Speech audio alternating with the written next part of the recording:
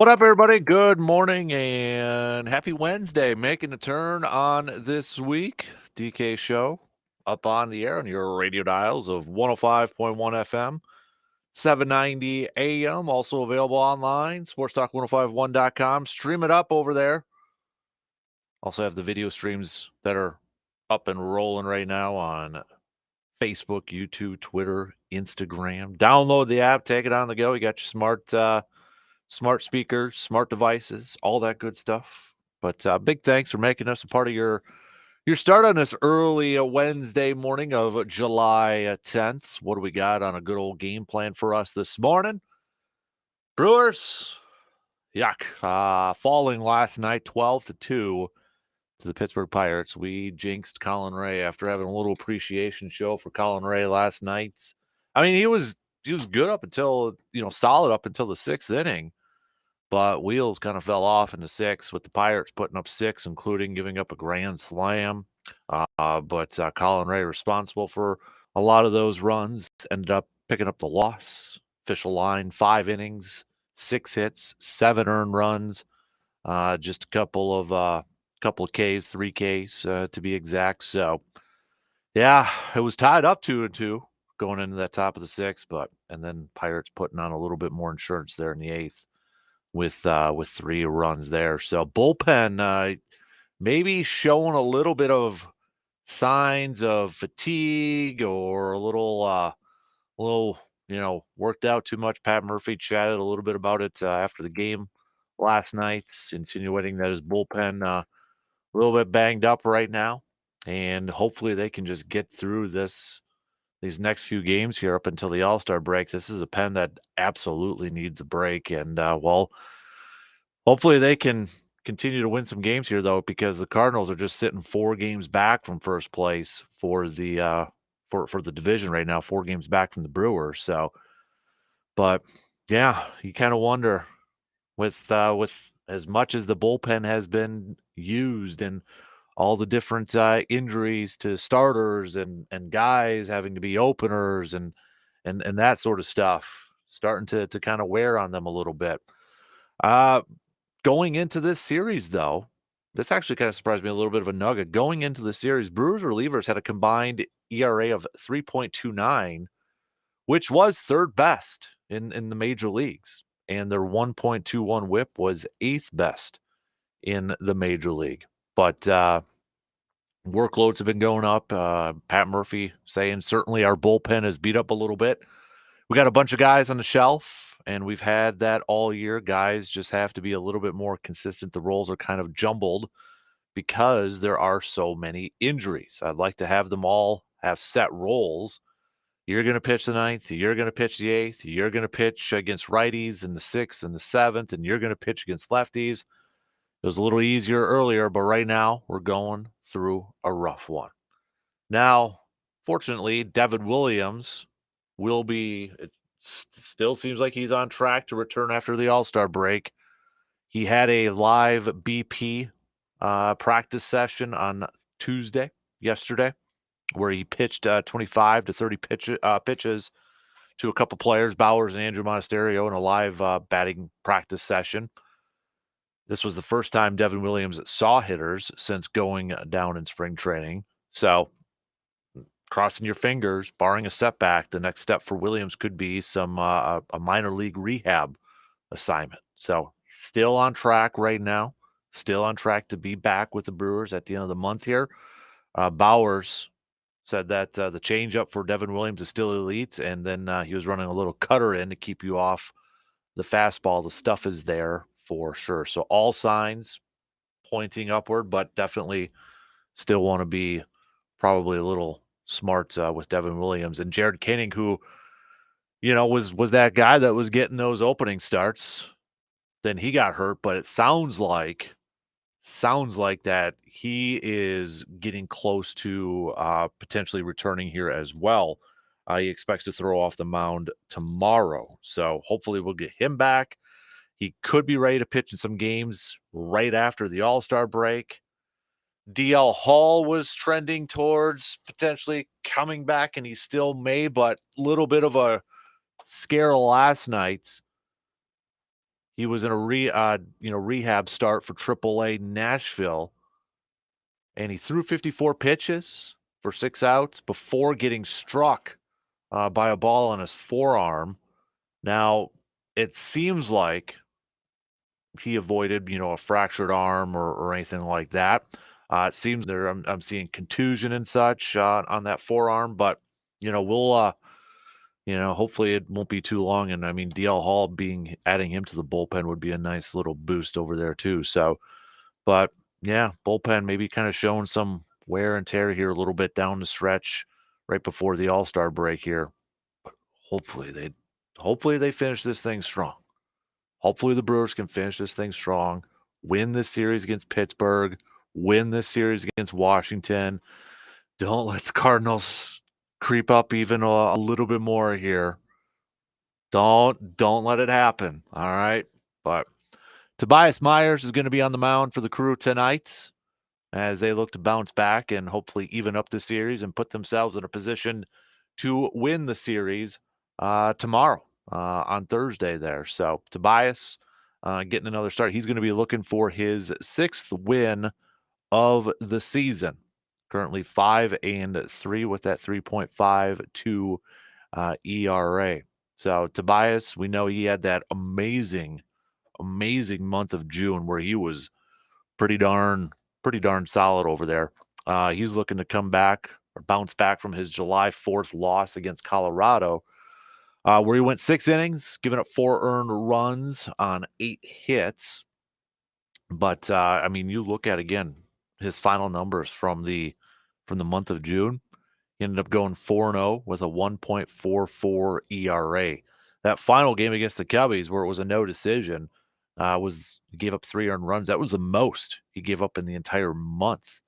Take that game away, and then he only gave up 2 earned runs in 4 total games. So hopefully, be nice if we could get the June version of Tobias Myers in tonight's game going up against the Pirates. Perez, lefty on the mound, going to be going for the Pirates tonight. So we'll see what kind of lineup Pat Murphy goes out there to try to take advantage of that. But he's coming off of a fantastic game against the Cardinals on the 4th, where he picked up a no decision, but he went 7 1/3 and just 1 earned run.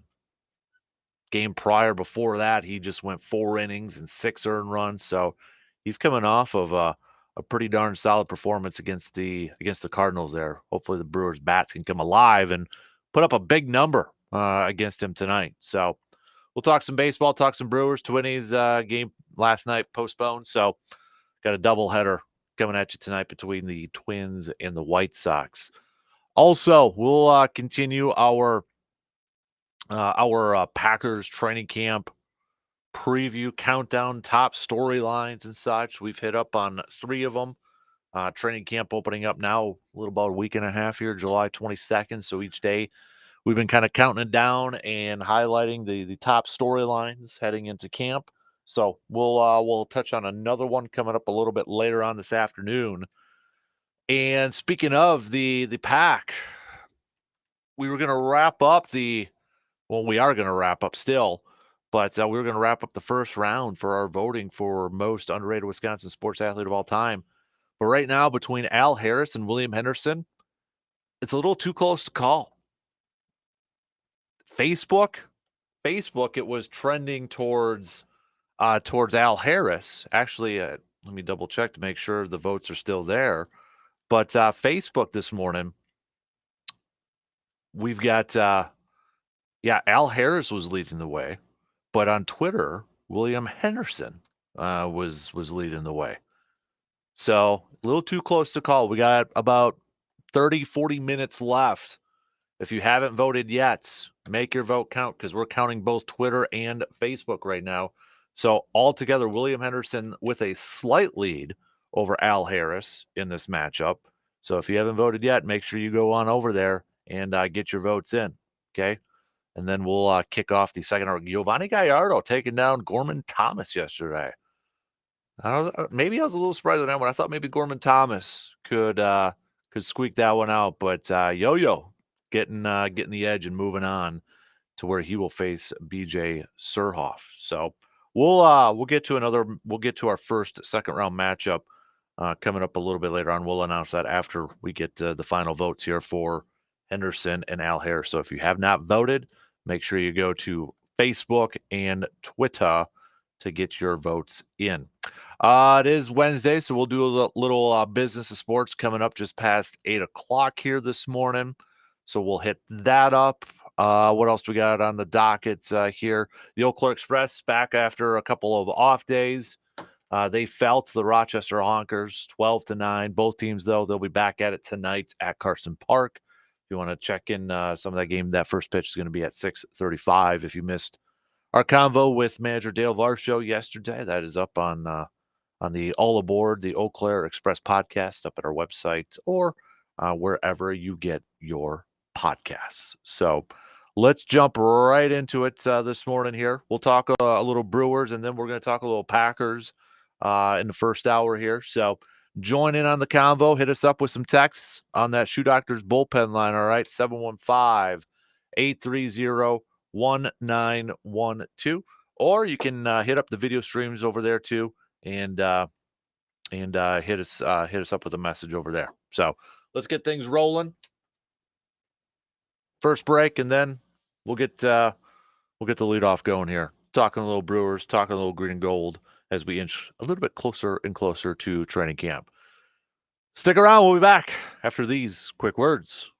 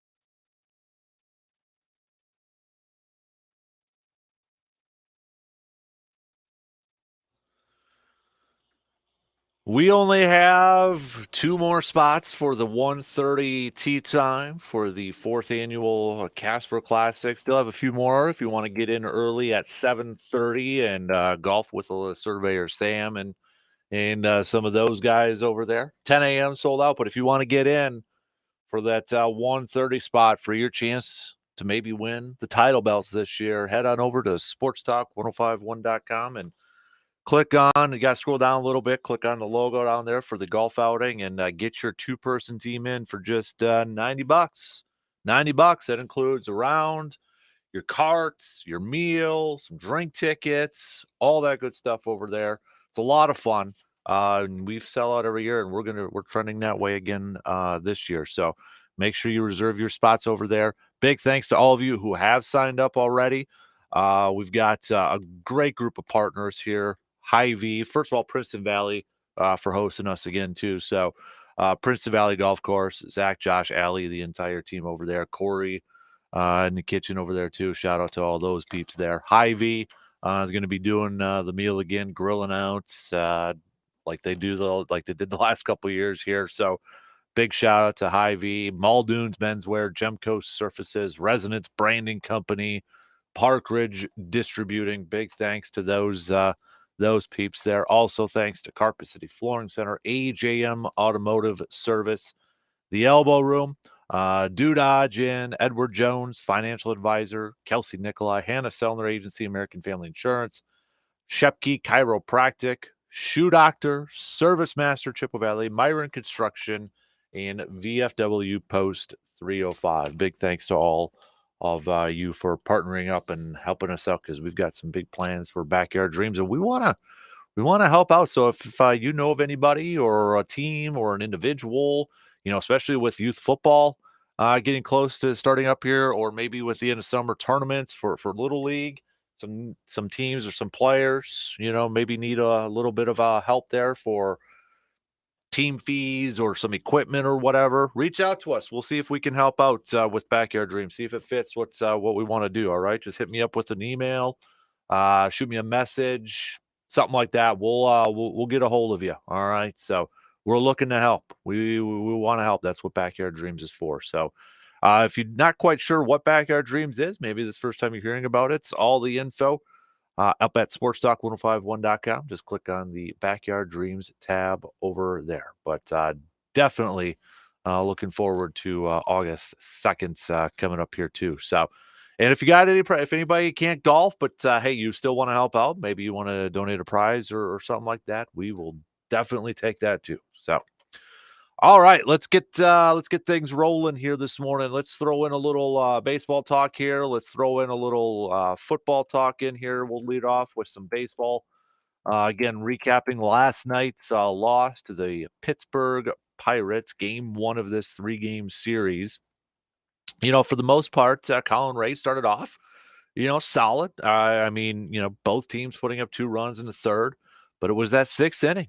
That the wheels kind of fell off for the Brewers. 6 runs, including giving up a grand slam there. Colin Ray ended up getting charged with 7 earned runs.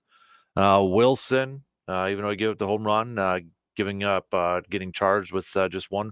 Everybody that came in besides Powers pitching at the end there to kind of not having to waste a bullpen arm at that point in time, but every pitcher with their normal position being pitcher that came in for the Brewers, getting charged with a run. Joel Payamps giving up 3 earned runs. Milner getting charged with an earned run over there too. Pat Murphy, saying his bullpen's a little bit banged up. They've been used a lot this year. They've been taxed a lot this year.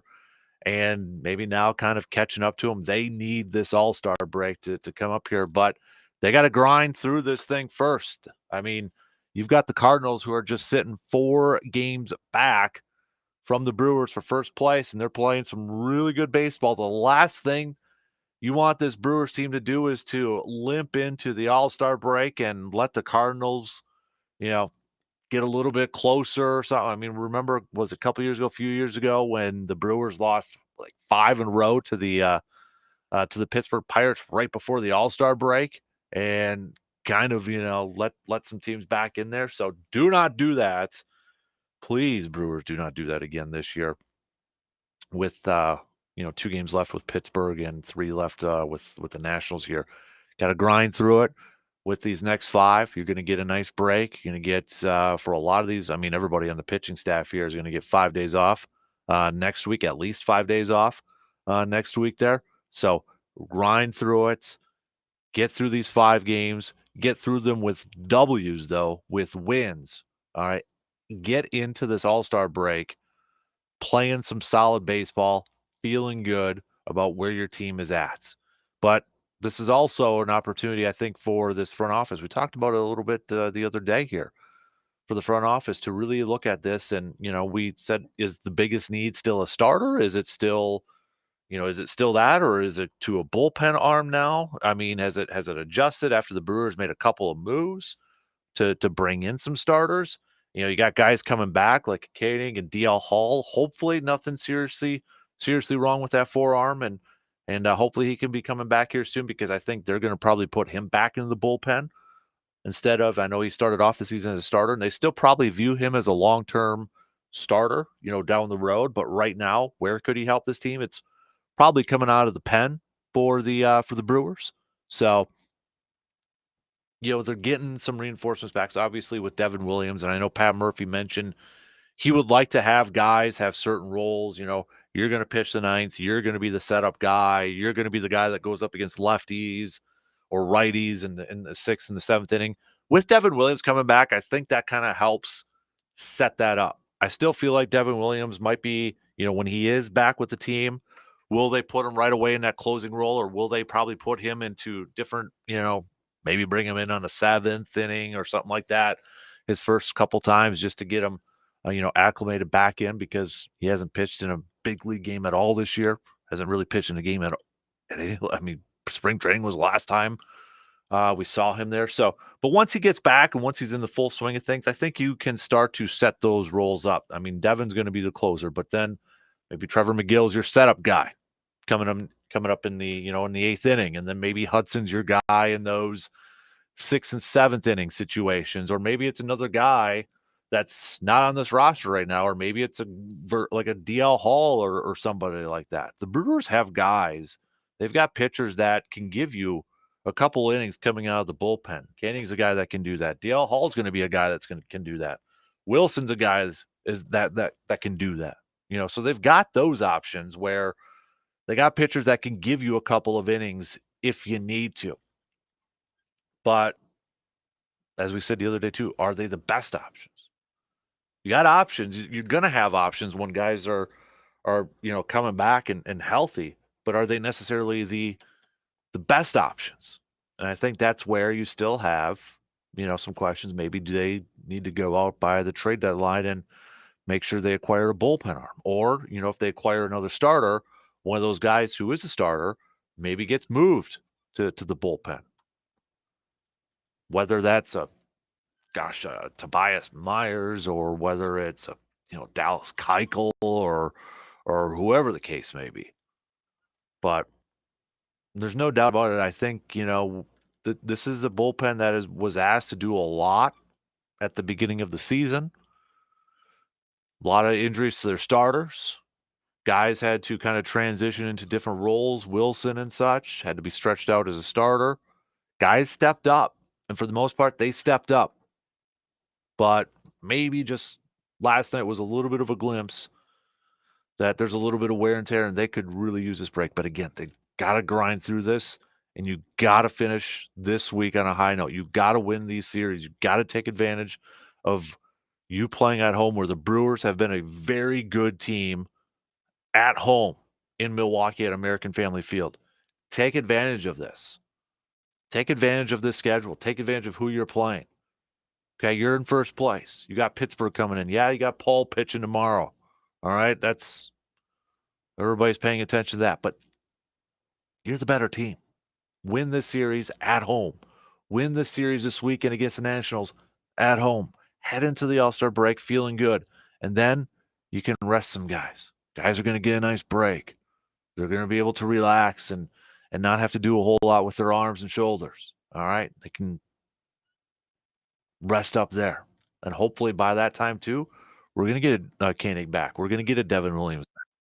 And then maybe we'll get another arm back too from the from the trade deadline or so.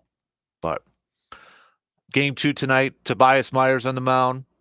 Hopefully, it would be nice if we get a Tobias Myers June version where he went 4-0 with a 1.44 ERA. His only appearance so far in the month of July was that July 4th game against Colorado. Final line for him, or his official line, 6 innings, 4 earned runs, went over 100 pitches in that game, but did get charged with a loss in that game. If we get the June version of Tobias Myers, I think we're going to be in good shape tonight. But the Brewers are going up against the lefty. Martin Perez is on the mound. He's coming off of a fantastic performance again on the 4th of July, where he went up against the Cardinals. No decision, but he went 7 1/3 and given up just 1 earned run. Game before that, though, he really struggled against Atlanta, where he went 4 innings and gave up 6 earned runs. But that was his first starts for a little over a month. So when you look at this matchup between the two lineups and these pitchers, Brewers got a couple of guys that have gotten a good amount of experience against Perez, but not necessarily a lot of good results. So, like Willy Adames has 16 at bats against him, but he's hitting just 188 with a 504 OPS. Yelich 8 at bats, again, just 125 though. Hoskins 7 at bats, no average, but he's got a 563 OPS. In fact, Willie Contreras has 5 at bats, and he's actually gotten a home run against him in 3 RBIs, and he's hitting 600. And Jackson Churio has gotten a home run against him in 3 at bats. So, got that going for him. He's 2 for 3 against him lifetime. On the flip side, you got the Pirates, who, I mean, it's just a game's worth between these two. So, I mean, just a couple at bats with a lot of these guys going up against Tobias Myers. So, in fact, the last time, so Tobias went up against Pittsburgh on April 23rd, got the start in that game. Got charged for the loss, but I mean, he went 5 innings and gave up 4 hits and just 1 earned run. Gave up that home run. So it's one of those lines. It's one of those outings that no, he didn't deserve to get the loss over there. So, all right, tell you what, I want to take a quick break, really quick break. Then we're going to talk a little Packers here because I want to get both in the first hour here. As training camp is the countdown to start a training camp is continuing. We're about a week and a half away from the opener of camp. We're continuing our top storylines heading into camp here. Got another one to hit up. We've touched on 3 already. Got another one that we're going to talk about coming up here. But first, we'll take that quick break, and then we'll be right back.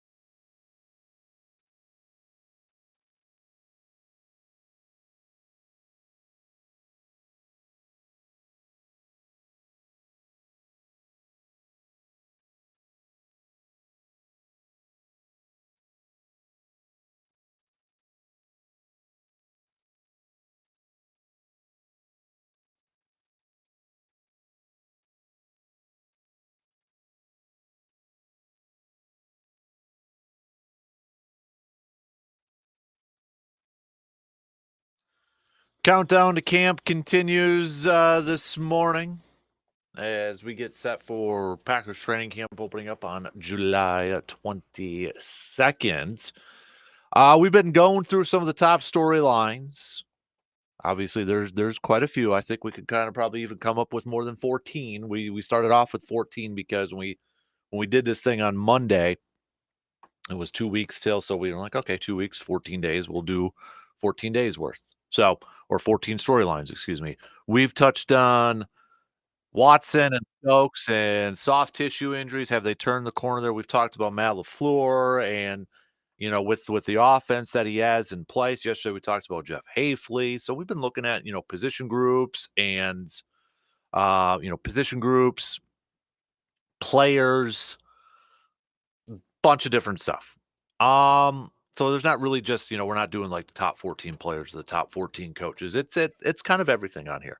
So for today, I kind of want to talk a little bit about Xavier McKinney. So we talked about the defense as a whole, but I think one of the storylines heading into training camp and into this season too is the impact that Xavier McKinney is going to have on this ball club. We knew safety was one of the biggest, if not the biggest need for the Packers heading into this offseason. Whether it was, were they going to be able to sign somebody? Were they going to draft somebody high in the draft? And I think a lot of us is like, okay, Xavier McKinney would be a guy that would be awesome, but are they going to, fork over the money for him? And they did. They gave him a big time contract to come over and hopefully really improve that safety position for the Packers. And with Jeff Hafley coming over as new defensive coordinator, that safety was going to be an important position to address considering the style of coverage he likes to play with his corners and such. So Packers went out there and gave Xavier McKinney a 4-year, $67 million contract that includes a $23 million signing bonus, $23 million guaranteed, an average annual salary of $16,750,000. Xavier McKinney, I think, is going to be, if this defense, we talked about the defense, hopefully take a step, high expectations with the new coordinator coming in and maybe players playing in a better position for themselves to better, not only for them to play better, but to help this unit overall. But Xavier McKinney is going to be a huge key to the success of this defense and in turn to the success of this team overall this year. Next to him, he's going to have a rookie safety, Bullard, over there. He's going to be the guy that's kind of at the back end there directing some of the traffic. And there's going to be a lot on the shoulders of Xavier McKinney to be a big-time leader on this defense. Now, from all accounts, from the OTAs and from mini camps and that, he has kind of really stepped up into a leadership role. Him and Jair Alexander been apparently kind of attached at the hip, in meetings and that sort of stuff. So, I mean, Xavier McKinney, even though he's a new guy coming in, he has to be an instant leader for this ball. There's going to be high expectations for him coming in that he's going to be able to instantly improve that position group, but this defense overall. So I've got a lot of high expectations, and rightfully so. When you go out there and give a man this amount of money for this contract, you're expecting him to go out there and perform and be that leader. And I think for this defense to take the next step, to vault into a consistent top 10 unit, to be a better pass unit, if Jeff Hafley wants to play that aggressive man-to-man coverage, there's going to be a lot on the shoulders of Xavier McKinney here too. With that style of defense, but also, playing maybe next to a rookie to help him out, to help out the secondary. So I think there's a lot riding on the shoulders of McKinney coming in here to be a big time impact player on this team. Defense overall team here. There's no question the last couple of years, when we look at the safety groups, Green Bay last year just tried to plug in some holes and pigeonhole this thing. Darnell Savage, I think Darnell Savage was a guy that was misused within the style of defense. I really believe that. I think he was misused. And we'll see what he does in Jacksonville. But first round pick that didn't end up sticking around. Last year they tried Owens for a little bit. And down the stretch he was playing some solid ball.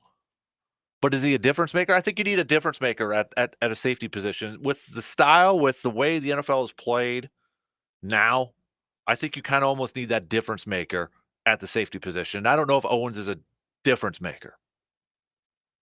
You know, they put in Rudy Ford. Again, initially he was brought in a couple years ago for special teams.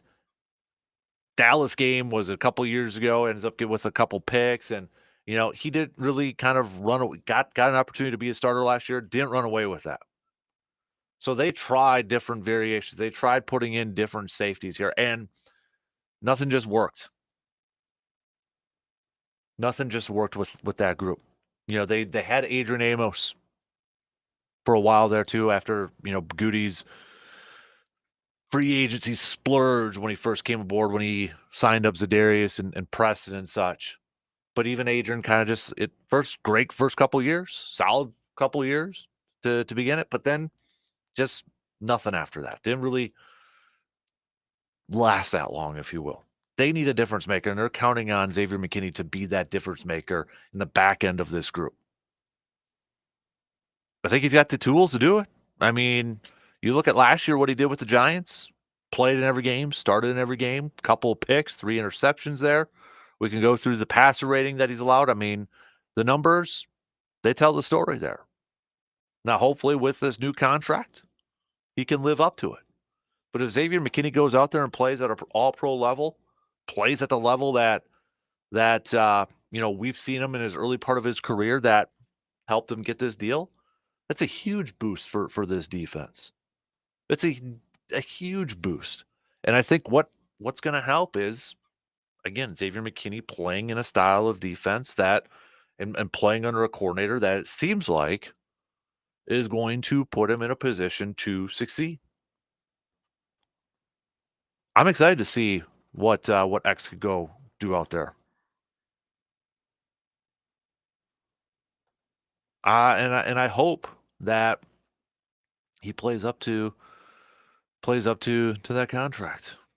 So, and I'm excited to see what him and Jair. I think Jair is going to be a guy that is going to benefit, and I'll give you a little bit of a tease. Jair is going to come up later on in our storylines here, but I think Jair is going to be a guy that's going to benefit a lot too by having Xavier McKinney playing behind him. And I think those two, from all accounts, from what we've seen, from what we've heard, those two have hit it off. Those two are really kind of, it seems like, taking a step to being leaders on this defensive group. Sitting next to each other in meetings, hanging out, getting on the same page sort of thing. And I do wonder too, I think Xavier is going to be maybe, you know, I got this feeling that Jeff Hafley may use Xavier McKinney in a bunch of different situations here too. And he's going to lean on him, especially if they're going to be starting another rookie back there, like Javon Bullard or something. Jeff Hafley is going to lean on Xavier McKinney quite a bit. And he's going to rely on him quite a bit. And again, rightfully so, he should. Is he up to that challenge? Well, we'll see once we get into camp and once we get into the season and such. So, all right, we will do more of these storylines heading in, but again, recap it. We've touched on Matt LaFleur and the offense. We've touched on Jeff Hafley. We've touched on Christian Watson / Eric Stokes and their hamstring, soft tissue injuries. Can they bounce back? Have they finally turned the corner on that? And now Xavier McKinney. We'll get to another one coming up tomorrow. I think it's got to be done now. The poll coming up here. I think we're gonna. Yep, oh boy, I'm gonna have to do some math.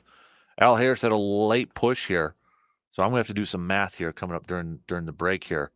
I don't know if we got a tie between Al Harris and William Henderson. I'll have to double check it. So we'll see here. But it's really close. It's really close between Al Harris and William Henderson for our bracket challenge and who's more underrated. Who's more underrated between Al Harris and William Henderson? So we'll see what how the votes went out here. But Al Harris won the Facebook. William Henderson won the Twitter. So I got to count them all up and do what the average is over there. We will, coming up next hour, just past 7 o'clock, I'll announce the first second round matchup coming through here. We might just, I don't know what region I want to go off here. Maybe we'll do Brewers. Yeah, I think maybe we'll do a Brewers one over there. So make sure, again, voting is on the Facebook page, facebook.com, Kasper Sports, Twitter, at DANKASPER. So big thanks to all of you, too, who have been voting in this. Hopefully you guys have been enjoying it, but now it's going to get a little bit closer, I think, with the second round matchups. I know some of the votes, they've been just, I mean, one side's been really dominant. Some of these were just absolute dominant. I mean, we could have called it probably within an hour and such, but hey, we got through them.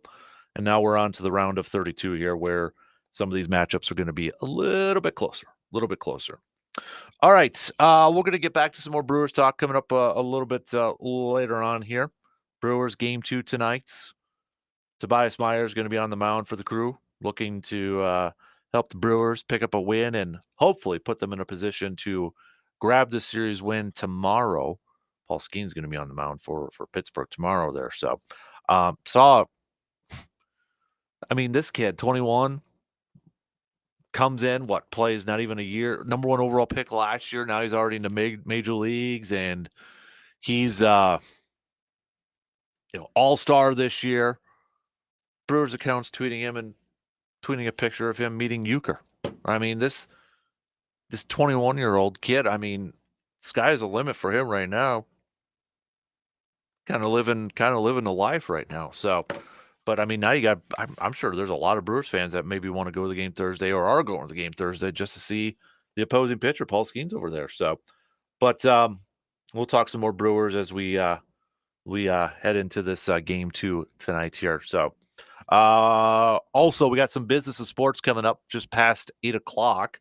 We'll hit that up a little bit in a little bit here. Business and sports brought to you by Security Financial Bank as well. So we'll get to that. Pretty quiet on the NBA free agency when it comes to the Bucks right now, which I don't think is big of a surprise right now. I think maybe we're just kind of waiting to see if there's going to be any trades being made for this Bucks team. But really, when it comes to the NBA right now, you're hearing more about the Olympic team with the Olympics starting up here at the end of the month and such. But one of the things, I know it's not a grind my gears Tuesday. One of the things that just kind of grinds my gears every year now, it seems like whenever we have the men's basketball team out there, they instantly get compared to the 92 Dream Team. Is this team better than the 92 Dream Team? Could they beat the 92 Dream Team? Everything now is like compared to the 92 Dream Team. I mean, I get it to a sense. It's a collection of great talent. I mean, some of the best players in the league. But we always have to compare them to the 92 team. I mean, come on. Great. Okay, so yes, you got Tatum, you got LeBron, you've got Booker, Steph Curry, KD and such, Anthony Edwards, who is rising up in the league in that, Joel Embiid. I don't even know if I'd put this team above the redemption team with Kobe, LeBron, Dwayne Wade, those guys. I don't know if I would, but hey, we got to compare them. Still, to me, 92 Dream Team, I'd probably still take that team any day of the week. Although, if we could have gotten a little bit of a younger Magic and Larry Bird, then I think that would just be unstoppable. Like, if those two guys were in their prime, then I think there would be no question about it. And I almost feel like Christian Laettner being on there, people almost kind of maybe like, first of all, they probably forget about it, but they're like, oh, Christian Laettner's on there, we got to knock that down. Dude didn't even play, for crying out loud. So, But yeah, Olympics coming up at the end of the month here. There's more talk now about, hey, could this team beat the 92 team in that? Nah, no, I'm not buying it. So, but maybe we'll hit that up coming up a little bit later on. Couple texts here quick. We've got Steve saying, I'll be at the Packers' first practice and stockholders meeting on the 22nd. See you there. We've got a couple more texts here with the Brewers. We've got Dave saying, I still think their biggest need is a starter. I think if they can acquire a starter by the trade deadline, they can move some of their other guys to the bullpen. Jim is also saying, I think the Brewers need both a starter and a bullpen option. That bullpen has been asked to do a lot, and for the most part, they have stepped up to the challenge. The All-Star break will help them out, but there's no problem having more options coming out of the pen. I agree. And again, I would ask the question, too. You may have options, but are they the best options? If they can improve those options, I'd rather have them go that route too. So, all right, we'll finish up the first hour right now with Morgan. Good morning, Morgan. So, are you a fair guy? The gates are open on the Northern Wisconsin State Fair. Are you walking the midway? You're winning a goldfish?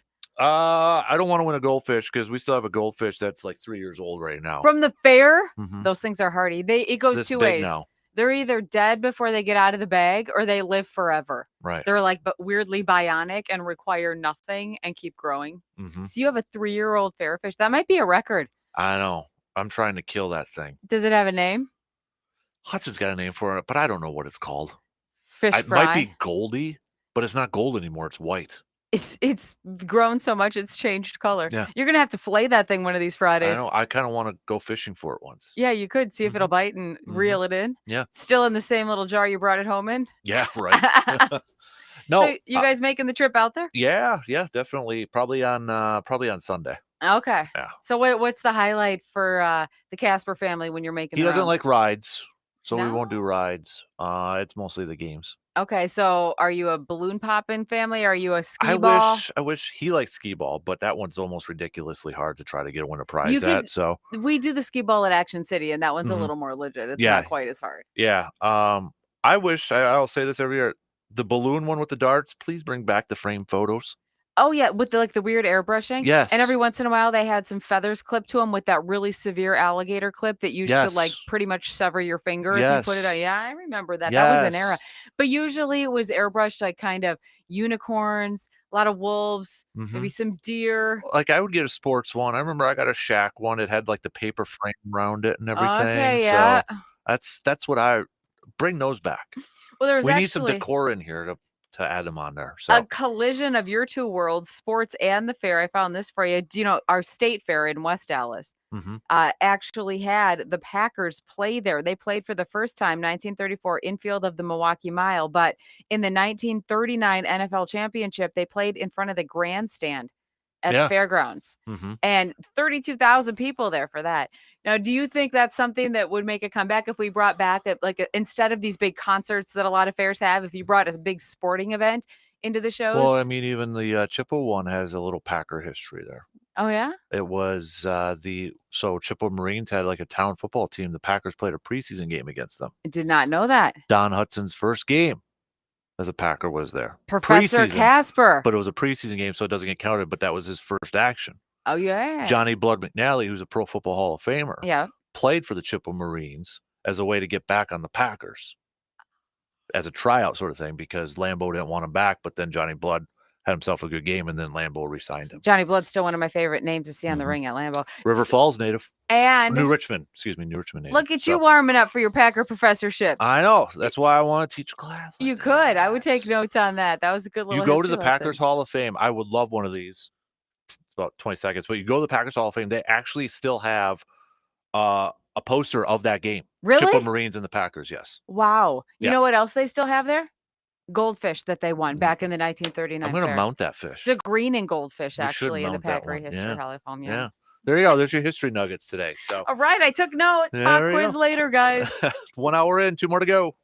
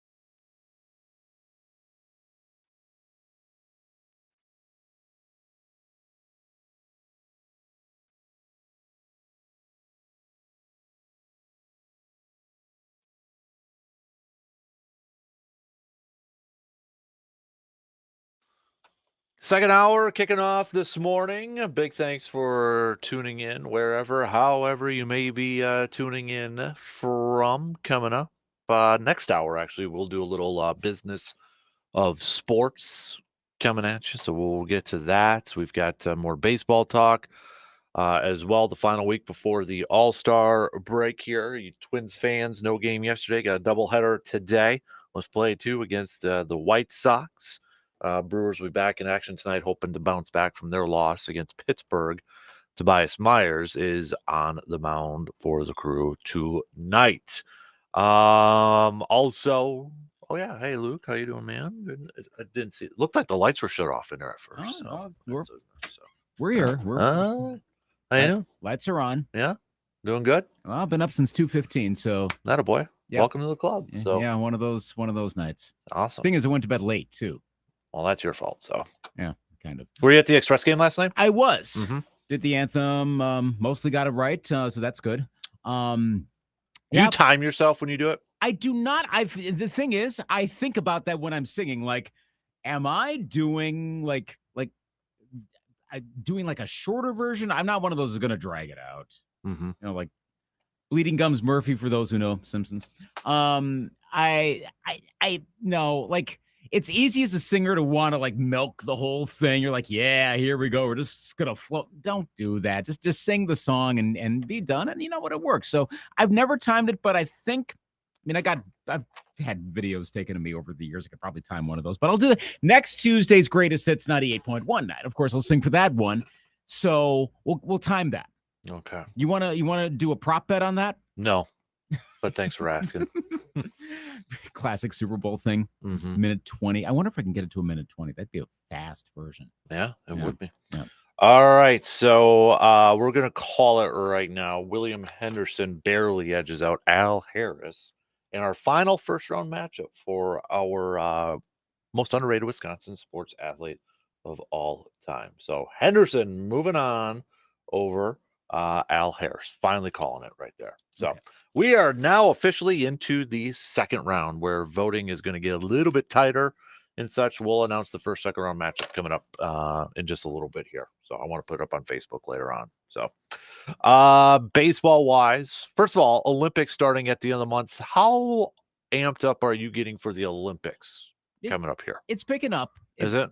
Slow and steady. It's one of those where, like, if I'm looking at the usual sports calendar, it's off the radar because it doesn't happen every year. I'm thinking of the annual stuff. But then when I think about the actual Olympic stuff, I always get into it. It reminds me, I was thinking of this the other day. It reminds me of the first 2 days of the NCAA tournament and that there's always something going on. I always kind of like those sports events where there's this happening here, and this happening here, and this happening here. It's just this big smorgasbord of sports happening. It's kind of fun knowing, hey, well, we could go and check out this steeplechase race over here, and oh, hey, there's diving happening over here. So I do get into it. I know it gets a little tricky to watch some of it when they're overseas because time difference. But hey, if you wake up at 2:15 in the morning, I guess that's not a problem. Mm-hmm. But yeah, I'm getting more into it. What's your level at, or where do you think it's going to end? I'm not the biggest Olympian person. I mean, honestly, the only thing I'm probably really going to be paying attention to is Kenny Bednarik to see if he can win gold. Mm-hmm. The thing that just annoys me is the whole basketball team thing and trying to compare it to 92. That gets annoying to me at that point. To use a music analogy, it's like comparing musicians to either the Beatles or Michael Jackson. That's happened so much, but I get why, because they are the gold standards of, well, in that case, pop music, and the Dream Team is the gold standard for Olympic basketball. So everything will be compared to them, and it's not fair, and it shouldn't be done. Mm-hmm. I mean, I get you can. I mean, there's nothing inherently wrong with it, but yeah, it's stale. Mm-hmm. Yeah, and I get it. I mean, maybe it's because it's July and there's not a whole lot going on, so you need some talking points or some banter in that. But I'd take the redemption team over this team with Kobe and LeBron and D Wade and those guys and Coach K. I'd take that one over this one. Well, and I think I was listening to DP yesterday. I don't know who his guest was, but he was high on this one. And I'm like, come on, I don't know, different eras and that. So I've gotten more to the side of it's hard to compare eras. Right. That's the thing. This team is going to struggle more because the rest of the world is better. Mm-hmm. I mean, I don't think Greece is going to go on a gold medal run, but having Giannis on their team just making it for the first time in 08 is probably their biggest, right.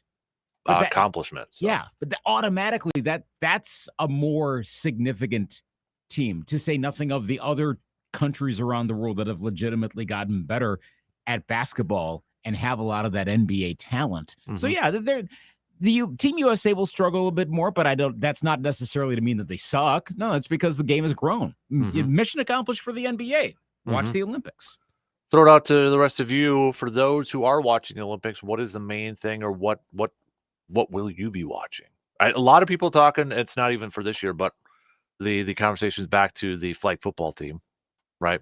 Getting who would be a Joe Burrow said the other day he really wants to play in the flag football team when it comes to the Olympics and such. So just is overused, but just seeing the Summer Olympics back in the United States of America is going to be pretty cool. But it's a while. Mm-hmm. So that alone is a draw for 2028. But the flag football thing, there have been so many times we've had these variations in like football and other sports where it seems really interesting, and a lot of times it's a dud. Mm-hmm. I don't know that that's going to happen here. I'm Have they decided? Are they using pros, or is that still up in the air? Still to be determined. From what I understand, I think that's going to be a negotiating thing at some point. When is the CBA over with? It's after that, but that's one of the. I can't either side opt out at any point. Maybe, I think, or not sure. But the thing is, though, if like, let's say the NFLPA decides to opt out for the sake of flag football, how is that going to go for everything else? Mm-hmm. Suddenly, the owner's like, oh, cool, so now we can go 18 games. And then we get bad negotiations. I don't think the CBA is going to be open up for that, but I think something will be negotiated to make it work. Mm-hmm. Do you want would you like to see it to be? I don't know who else would you put in, or just like UFL, XFL dudes? Exactly, it's that CFL, other. I mean, I guess college football players potentially, but then we're like what Team USA and hockey has been with no NHL. Well, players. It's interesting. The other part I'm thinking of, you mentioned college. You've got so many dudes who are opting out of bowl games to get ready for the NFL. Would guys opt out, like college dudes opt out because I don't know, like it would be after the draft. I don't know. It's going to be, I think it's going to be interesting to go. I don't think teams want their star players to go do it. Oh gosh, no. I don't think they want them. They're going to be so scared of that. I mean, I keep it's the old example, but I keep going back to the beach volleyball incident in 1999. They're going to be thinking, oh my gosh, we're going to lose. But what if Justin Jefferson is part of this? Yeah. Is Ziggy Wilf going to give the okay on that? He probably won't want that to happen, right? He wouldn't. On the other hand, playing for your country, and look at the basketball players are doing it. They have no problem. Mm-hmm. Now, I know in terms of stature, Olympic basketball is way bigger than Olympic flag football. Yeah. So I get why you'd be more inclined to do basketball than football, but I don't know. Are there any, like, would you be okay with Jordan Love playing on a flag football Olympic team this summer? Let's say we're 2024 in Paris. Yeah, I think I would be. I mean, I guess, injuries happen. It's part of the game. It would suck and that sort of thing. So I'm one of those that, if it happens, it sucks. But you know what? Injuries are part of the game. So. And it is it's the Olympics. This is not a pure The one thing, too, is like, I don't know if we want to be embarrassed if we lose. You know what I mean? Like, USA can't lose in football. Yeah, the first, that'd be something. The first American football kind of Olympic sport, and I say kind of because it's flag, obviously, played in the United States of America, and you lose to, like, Switzerland. I mean, I'm just making up a country. That would be weird. I think Team USA needs to come in and, look, there's enough talent to go around. Even if they don't get like Patrick Mahomes or whomever the biggest names are in 4 years, because we don't know exactly who they're going to be. I think Team USA wins anyway. I don't think you're going to have to be going down to like people that got cut from the UFL, but they better not have too many opt-outs on that. I agree. It'll be interesting to see what they can put together. Mm-hmm. I'm really curious to see who they can do. I'm more curious on what other teams are what who makes up the other teams. Yeah. Where because most NFL talent is American. Yes, there are like African nations and such that provide a good amount, but it, man, there's not that much to go around in terms of elite level athletes for American football. Mm-hmm. I don't know. I mean, I could see this being a one and done too. I mean, if that's the other, okay. So what if Team USA dominates this, and it's like a joke? The Olympics might be like, all right, cool, that was fun, and they never bring it back again. Mm-hmm. Maybe the NFL might be like, okay, that's fine. We don't need flag football to grow the game. The NFL is doing quite fine on their own, which they are. Right. Yeah. I think there's a lot of pressure under USA to almost kind of dominate that one, though, too.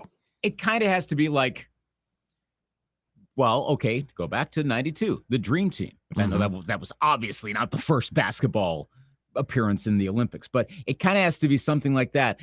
Or to use a comparable term, maybe 96 with the women's team when they really established themselves. That's what this has to be.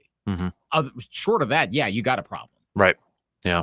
So, all right. So let's take a quick break here, and then we're going to announce the second matchup coming at you for the most underrated Wisconsin sports athletes of all time. We'll announce that, and then we'll talk some more baseball coming up after these quick words.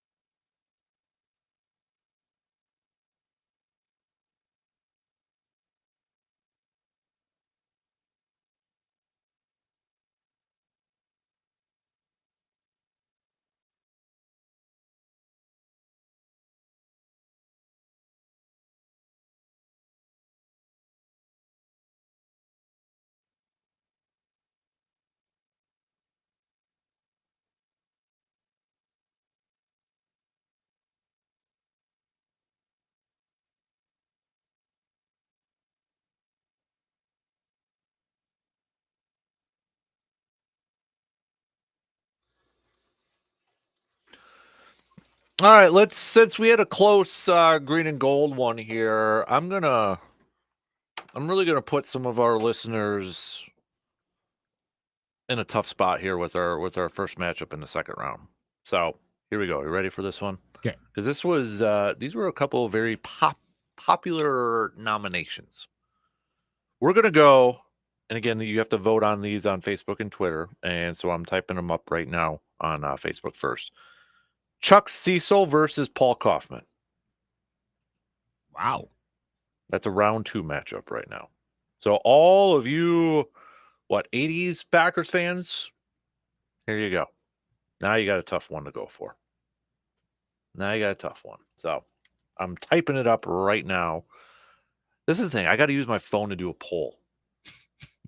It doesn't allow me to do that when I have it up on the browser on Facebook on my computer. So, really? Yeah, it doesn't allow me to do that. So that sucks. So, all right, Chuck Cecil, Paul Kaufman. Huh. Wow. Who would you vote for? Scud Cecil. I feel like Chuck Cecil was probably the most nominated Packer, but I feel like Paul Kaufman was almost like everybody's like he was like my favorite Packer from the 80s or something. Yeah. Gosh, I remember Paul Kaufman was on the cover of my first Green Bay Packers yearbook. Oh, really? Do you still collect those? Oh yeah, every year. I got the whole stack in my living room. They're in your living room. That's so cool. And they're in like a bench that serves as a storage area, but it's starting to push up a little bit, and my daughter started to observe that area a little bit more. So I got to be a little careful with that soon. See, I'm a little jealous that you kind of do something like that. You collect them every year. I think that's cool. Yep. It's weird because you're a Vikings fan. Totally. You know. That is probably one of the biggest sports quirks I have. But yes, I have everyone from the 85 yearbook to now. Well, I'll get the next one next month. Would you ever consider like trying to collect older ones? If it were relatively easy to get, yes. Okay. I've looked through a few, like at the library. I'm sure they still have them. But at the public library, you can find older yearbooks. And I remember I found them one time. I'm like, oh, cool. Like and by that, I was looking for the ones just before. So like early 80s, maybe late 70s, and comparing over. So yeah, for sure. I mean, part of it's also nostalgia stuff. Like I haven't opened my 1992 Packers yearbook probably since 1992, to be fair. Right. But, and that's the thing with a lot of times you collect stuff and then you never touch it, maybe for literally the rest of your life. But yeah, I'd be interested if it wasn't too cost prohibitive. Like someone had like a collection of like, hey, here's a bunch of 70s ones. Want them for like, just take them? Like, sure, cool. If they just wanted to get rid of them. But Kaufman was on the cover. It was you could look it up. Look up 1980, Google it. 85 Packers yearbook, and it's like all artwork. Because there is a yearbook that I would like to get, but it's a little expensive. It's the one where Lombardi and Lambeau are shaking hands, but it's very uncomfortable shaking hands. If you know a little bit of story from like Cliff Crystal and that, like they didn't get along. They weren't big time friends. Yeah, I see that photo. It's clearly the staged photo. Yes. That would be one that I mean, you have to pay a good penny for it. Yeah, eBay right now, $99.99. Yeah, so, but that might be one that I'd put up in a frame and. Oh yeah, and especially there, so. Now. See, those carry more cachet. The '60s ones for obvious reasons. I mean, the 1985 Packers were not much to write home about, and there were a lot. Again, we're going back to the era of bad Packers teams or mediocre Packers teams.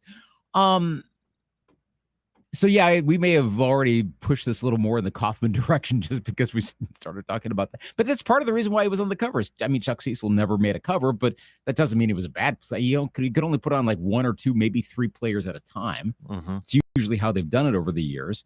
I remember Cecil, like he really stood up for a little while with the Packers. And I do remember vaguely him going to the Cardinals being like, oh, really? Like not as a Packers fan being upset, but going, wow. I got a good one, but it didn't last long. But he was a tough guy. Yeah, and I'm putting that lightly. There is nostalgia bias for Kaufman, and I've met Paul Kaufman because he came for the Junior Achievement Golf outing. So I mean, yeah, I actually golfed the hole with him. So yeah, this is really personable. yeah, well, yeah, he is. He might have flirted with one of our former coworkers over there. So yeah, he knows the lady. But seriously, you see why he does those sorts of things, because he can help out with a good cause like that. So I would vote Kaufman, but if Cecil advances, I can understand that too. That makes sense. Well, right now on Twitter, it's Paul Kaufman. So early, very early, too early to call. Okay. Too early to call. Too soon to Too call. soon to call. There Is this like an election night? That's why I said it was because we opened up this morning. I said it's too close to call between William Anderson and Al Harris. That's why we extended it. Right. Well, now that would be because the voting has been happening. He is currently Chuck Cecil is currently in the University of Arizona coaching staff. That's right. Safeties coach. Makes sense. Yep. So to vote, again, you got to go to Facebook or Twitter over there. So a couple people shot me a message on social media and said, who would you draft for your flag football team for the Olympics? I think I did that a while ago, but I'm assuming, do they have the rules set out, or are they going to do like the U.S. flag football rules? How many, you know what I mean? Like, yeah, what's the what's the phrase I'm trying to find? Like, not rules, guidelines or something like that. You know what I'm trying to get at? So, yeah. like, do they know how many players are going to be on? Like, is it going to be a 7-on-7 sort of thing? I'm trying to see if they have the specifics on that from the Olympics website. And a lot of it that I'm seeing is, here's the history of flag football. Patrick Mahomes reveals ambition to play flag football, stuff like that. And maybe it's in there somewhere, and I'm just not finding it right now. I wonder if some more of the specifics are going to be worked out. Like, do you have to have a blocker in? Whoever's snapping the ball, do you have to have a block? Like the Pro Bowl flag football game, is it going to be something similar to that? Oh, okay, wait. I see the story from USA Today from October. They're referencing, the IOC is considering the International Federation of American Football standard style of flag football 5-on-5. Okay. Considering. So no, there's not been a finalization of this. Gotcha. Okay. So I think we still got a little ways to go. A little bit. Okay. I gotcha. All right. But I'll bet it's not that different. If it might be a clone of that. Right. It's probably the simple way to go. Right. I mean, a lot can change in 4 years. So, whoever you pick to, it could be completely different. So, like for me, that's why I was wondering, like, okay, do you have like one blocker in and then you get like the one blitzer? Because if you just have one blitzer, I want a speed quarterback that can just burn that blitzer. You know what I mean? So is it like a Lamar Jackson or something like that? Speed guy. Someone who, I mean, okay, if you want to go there, look at the quarterbacks that were drafted this year and who would be the guy for that. Probably not J.J. McCarthy, though. I mean, he can do a little bit of running. Gosh, I feel like I'm bordering in on a bad first take segment. Which of the top quarterbacks drafted this year is most likely to be the quarterback of Team USA in 2028? That's actually, I mean, that could be a question. It's not the worst question. No, it's not. I mean, at least we're not going to be Archie Manning, Quinn Ewers. It's probably going to be Caleb Williams. Yeah, Caleb probably is the most upside. Probably not Drake May, I'm guessing. Probably not, no. I could be wrong, but you need somebody that can move around in the pocket a little bit, extend the plays. Not a statue back there. Not saying Drake May's a statue, but like, if Tom Brady was still playing, don't ask Tom Brady in 4 years to be your quarterback for the Olympics. He can't move. If Dak Prescott can quarterback Team USA to a gold, why can't the Cowboys? I'm sure that's going to come crying out loud. I mean, Jerry Jones is probably thinking, America's team, the whole Olympic team's got to be Cowboy players, right? They could actually win something. They got to all be Cowboy players. So, good Lord. Oh, my word. Okay, not to get off on a whole tangent. How long is flag football going to last in the Olympics, though? That's the thing. Some of these, I think, are done for the location. I think. Okay. I I want to say that I've heard that over time, like, oh, well, this makes sense in the venue because it's good, maybe more cultural, more fans, et cetera. It's all of those reasons. If it sticks, great, but I don't know how. Like, I feel like the ratings are going to be gold for that. But if the U.S. just completely dominates it, I mean, is that's just, the problem? You know? If it's a domination, then no. That's why we've had. Like, I'll tell you right now, I will watch it. I'm not the biggest Olympic viewer, but I will watch that. Oh yeah, 100%, especially if it's like NFL players. I think a lot of people are going to do that who ordinarily either wouldn't watch or only would watch. Like, you'd be in on like the biggest Olympic thing, like like a Michael Phelps is going for the all-time Olympic record. Of course, everyone's going to watch that. By the way, the venue has not yet been set for flag football. And Can't they do it at SoFi if it's at Los Angeles, or are they doing a bunch of stuff at SoFi? SoFi Stadium is where they're having the swimming. Oh, okay. So that's probably out. Okay. Well, where did the Chargers play temporarily? That small stadium. That was at that was Dignity Health Sports Park. Okay. In Carson. That is the venue for tennis. But sorry, that's the tennis stadium. My bad. Rugby sevens and the pentathlon are going to be there. Okay. So no. The LA Memorial Coliseum's already taken for athletics. The Rose Bowl Stadium. Where are they doing that? Let's see. I have the venues up right now. Where else? Rose Bowl is going to be soccer. Oh, okay, that makes sense. I guess, all the big ones. So the soccer final, even the soccer final is going to be there. Will the USA actually be in the Olympics for 2028 soccer? Yeah, are they going to be in how are they going to do in the World Cup in 2026? Gosh, wow. They stink. Team USA is going to do like a back and forth. That's what they always do. They suck and then they're actually kind of good. So one of those 2 years, I'm not sure which, because it can't be both, but one of those 2 years they're going to go on a run. Not win the gold or win the World Cup, but they'll do a good one somewhere. That's where I feel like every few years when it's like World Cup or the Olympics, we talk about soccer like how I got into it a little bit. Was it Dempsey, Captain America? That year I was like, okay, I'm going to watch it. I was getting into it a little bit, but then they stink and then I get out of it. Like, okay, I don't want to pay attention anymore. Right. And I mean, Copa America, like, okay, to be fair, and this tells you how much soccer culture has embedded itself further in our country. Copa America was kind of a thing this year because of Team USA and Team USA's faltering, but it was a thing. That was 20 years ago. I don't know what we're talking about. Like, oh, Team USA was playing in what's this thing? But that's also not the World Cup. And it's not the Olympics. Those are the two big ones. So maybe it's good that they're struggling in a lesser tournament. Copa America is not as big. I mean, even the Champions League, even Euro. Okay, that's pro versus national. I get it. So the Euro tournament that's going on right now. That's not as big as the World Cup. Of course, the World Cup's like the biggest thing in the world, literally speaking. Team USA does better there. That's going to matter more than flaming out and go. Absolutely. Let's see, Levi Stadium and Stanford Stadium and Memorial Stadium, Cal, are all potential soccer venues. Snapdragon Stadium in San Diego could be a soccer stadium. So I'm trying to think of. So I'm trying to narrow this down to what would be the flag football places. Got a high school over there somewhere. Modern day. I mean, you've got some pretty good players that have come out of that place. Maybe they can go over there and play. There's got to be. They'll figure something out. Obviously, it's not like, whoa, where are we going to play? In Los Angeles?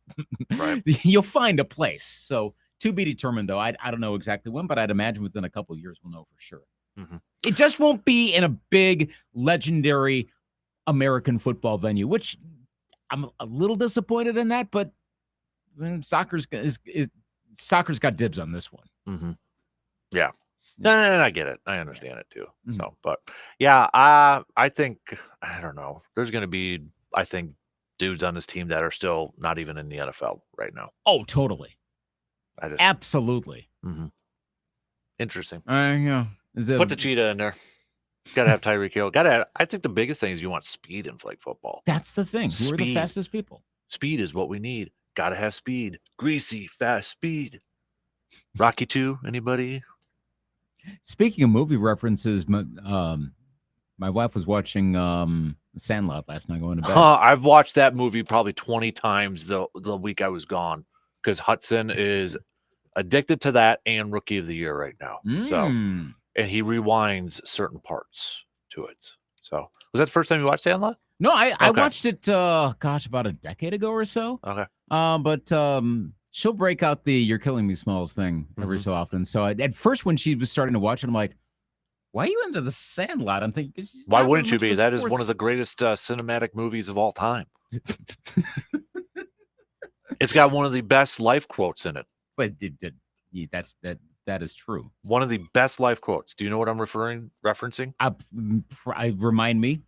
Heroes get remembered. Legends never die. Yes. Follow your heart, kid, and you'll never go wrong. That's right. That's right. Legends never. I have that quote in my man cave, actually. And I have a T-shirt. I was actually wearing that. I went to the farmer's market just a couple weeks ago, and I have a T-shirt that has like the team photo of all the kids, and it says "Legends never die." Oh yeah, I got a few compliments on it. Hey, by the way, so I'm looking up Rookie of the Year. Mm-hmm. Remember the Cubs were in that, of course. Oh yeah, Gary Busey, Rocket. Yep. Yeah, because I was trying to remember which '90s movie had the twins, because there were so many. Little Big League. That's the one, yep. Right? Have there been any baseball movies that prominently featured the Brewers? Mr. 3000, Bernie Mac. Oh, that's right. Yep. The reason I asked, because of the Naked Gun factoid, because I was listening to the rewatchables. The most recent edition is on the Naked Gun, or the second to most recent edition is on the Naked Gun. And I did not know, and probably could have just Googled this, that the Brewers were supposed to be one of the two teams in the ending part of the Naked Gun. Interesting. No, I did not know. It was supposed to be them and the Angels, and Major League Baseball intervened and said they wanted the Mariners instead. Okay. Because they wanted to give, it wasn't anti-Brewers, they wanted to give more publicity to the Mariners. That's why the Mariners are in Naked Gun. I just felt like it was probably one of those who was like the crappy team, so we can feature to give them some attention. I mean, to be fair, it kind of was that. Well, I mean, okay, now the Angels had actually had some pretty good years, but so yeah, but then they had Angels in the outfield, so that's the thing. You didn't know Angels in the outfield was coming, and B, for the Mariners' sake, you didn't know Ken Griffey Jr. was coming a year later. Yeah. If that happened, they wouldn't have chosen the Mariners. It would have been probably... Well, Mariners were in Little Big League. That's true. Griffey and Randy Johnson were in that one. That's right. Yeah, I watched that too. Gosh. The other day. So you have like a movie festival. 90s baseball movies. I mean, I feel like the 90s, late 80s were just all baseball movies. There was a solid decade plus. We should have like a Sports Talk 105.1 movie baseball film festival. Just play like all baseball movies from the 90s. Well, Brandon and I did a pod where we drafted our baseball teams based off of fictional baseball players from those movies. I was very happy with my team. Very happy with How long ago was that, so people can look it up? Oh, right before I went on vacay. So it was just 2 weeks ago. Perfect. Yep, it's up there. I'll have to give that a listen. Yeah, it was. I mean, my under the radar pick was Marla Hooch from A League of Their Own. Nice. She hits like DiMaggio, man. So great. I had Billy Chappell and Crash Davis, so Kevin Costner. Yes, well represented on my team. So yep. Oh yeah, very happy with my team. Although Brandon got the first overall pick, he finally beat me in rock paper scissors. I won't tell you who it is. We'll get people to listen. So, oh yeah, really like it. But Thomas Ian Nicholas looks a little different now, by the way. Yeah, but I love Rookie of the Year because Gary Busey does well with the mustache. I think Gary Busey looks great in there, but I almost got Gary Busey on the show 2 years ago. I almost got him on this show 2 years ago. I think I remember that. We were going back and forth on Twitter. Yeah, that's right. And he said yes, but then never went through. Almost had Gary Busey on. I mean, to be fair, it's Gary Busey. But that would have been probably one of the greatest lifetime achievements I have ever gotten. We would have had to have installed a dump button for that. Oh, yeah.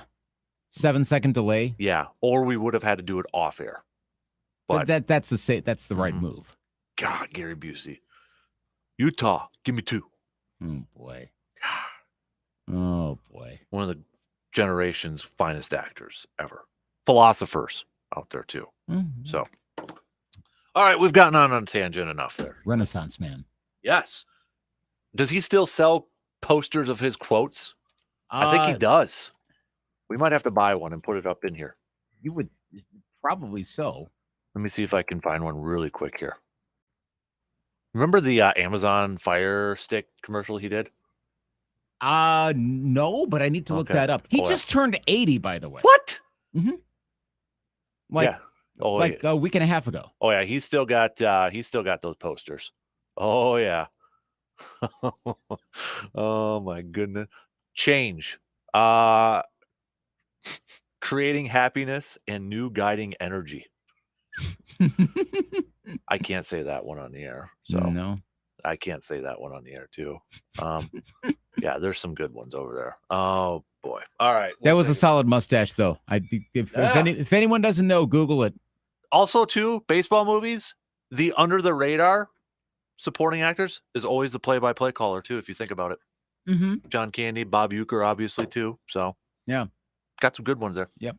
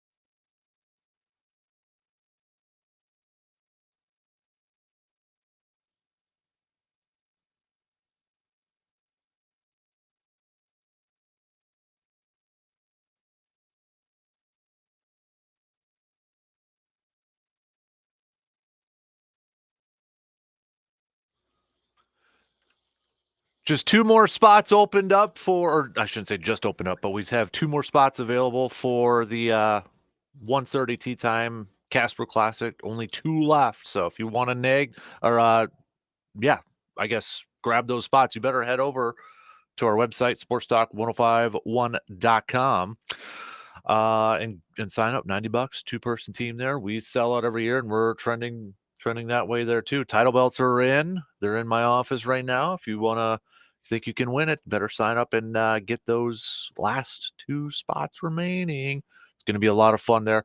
Plus, we got a few more for the early ones, 7:30 tee times there. If you want to hang out with Surveyor Sam and in the crew, Luke will be the on-course reporter. I just signed you up. I know you're busy that day, so. But well, maybe I can remotely do it. Yeah, go walk around and be our Vern Lundquist. Yeah. Or who's the main one now in the golf course that walks around? It's not David on the Live Tour. Gosh. So I don't know who it is. Can you give me a Scottish accents and kind of do like a, I'm not that solid on Scottish. English I can nail anytime. Okay. The Scottish not as much. Irish, no, that's actually really tricky.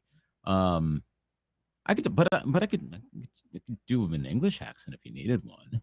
Okay. I mean, that'll kind of get you in the ballpark, and plus the Open's next weekend, so that will still be a few weeks after that. Yeah. How many people even care about the Open right now?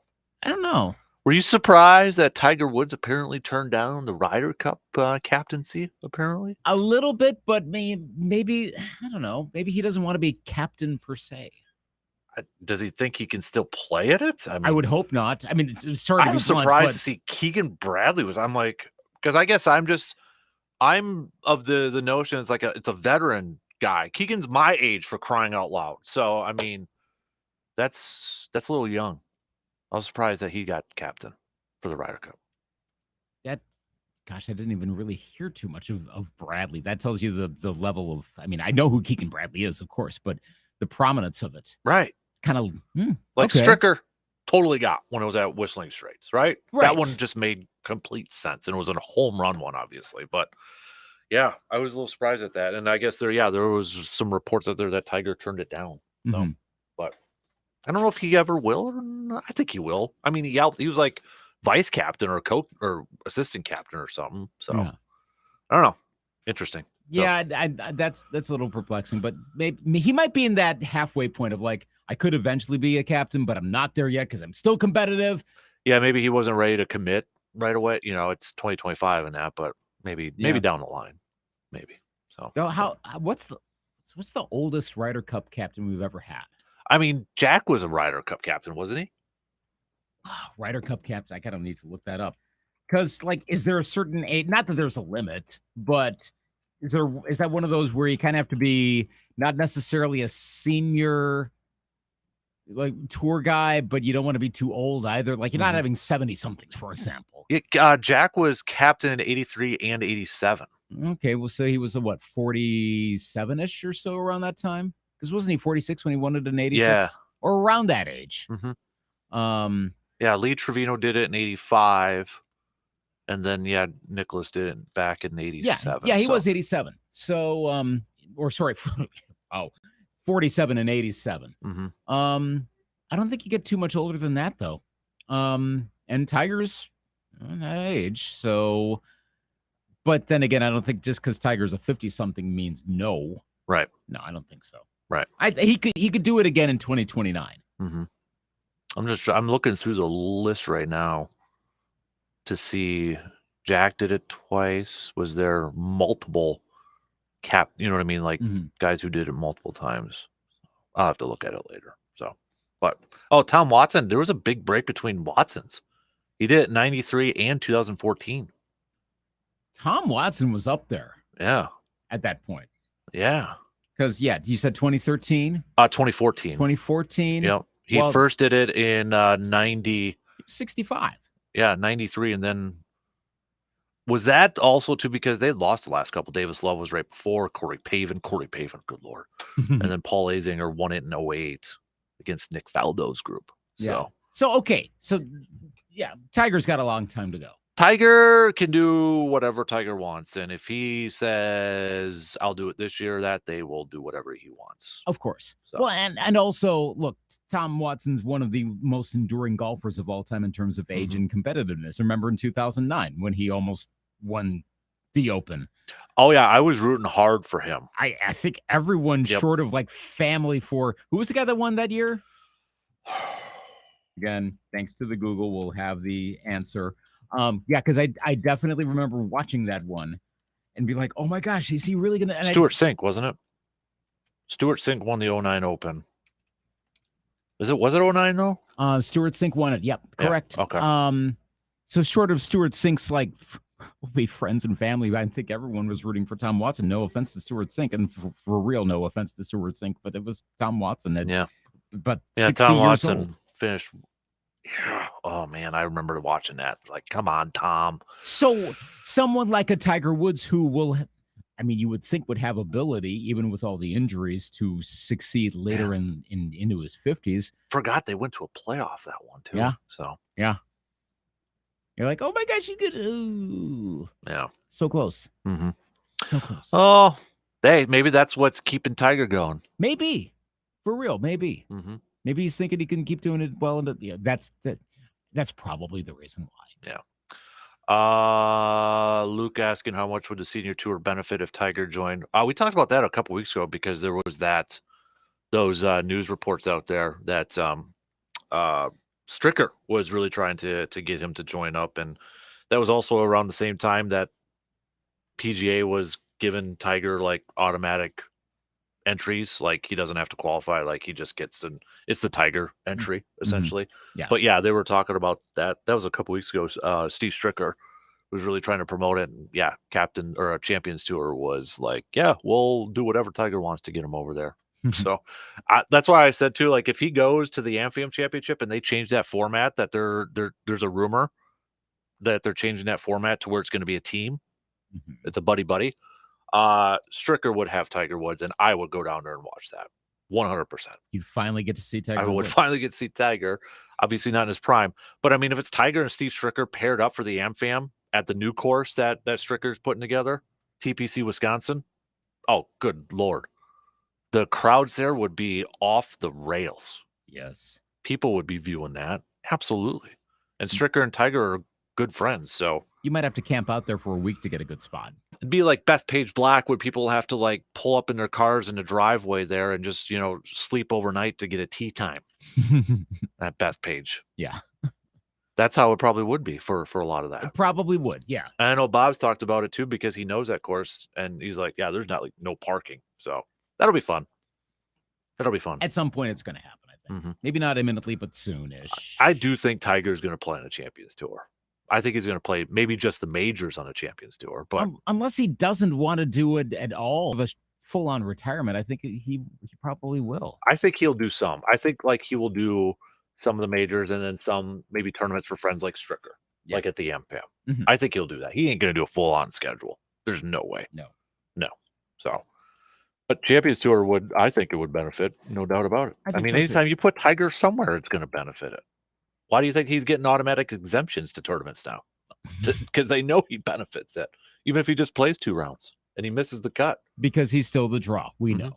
Yeah. He always will be. Always will be. 100%. Even with him performing steadily worse and worse because of age. He's still going to be a draw because he's Tiger Woods. Oh, I did see this now. So Tiger did explain why he declined the captaincy. Is that how you say it? Captaincy, correct. For the Ryder Cup. With my new responsibilities to the tour and the time commitments involved, I felt like I would not be able to commit the time to Team USA and the players required as a captain. That does not mean I wouldn't want to captain a team in the future. If and when I feel it is the right time, I will put my hat in the ring for this committee to decide. So okay.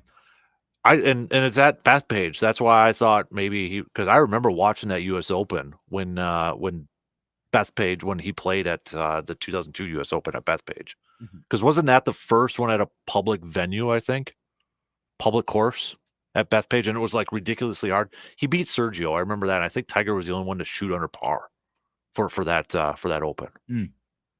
And because I was in high school. That's correct. 2002. That was that at Bethpage. That's the one. And I just remember because that was like during my high school, so I was like all golf in that.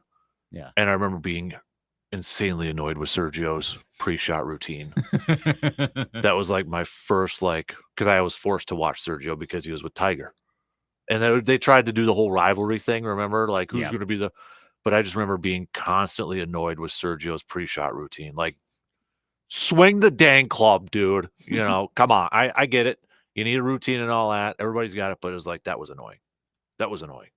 Wasn't Tiger the only one to shoot under par in that one? Let's see, 2002 Bethpage. What was the result in that one? The U.S. Open. And that was not long before the one when I saw him at the PGA. No, actually a couple. Yeah. Oh, wait. No, that was the first round. Final round.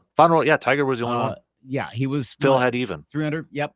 And then plus 2 for Maggard, plus 3 for Garcia. Nick Faldo was tied for fifth. Wow. Look at that. My gosh.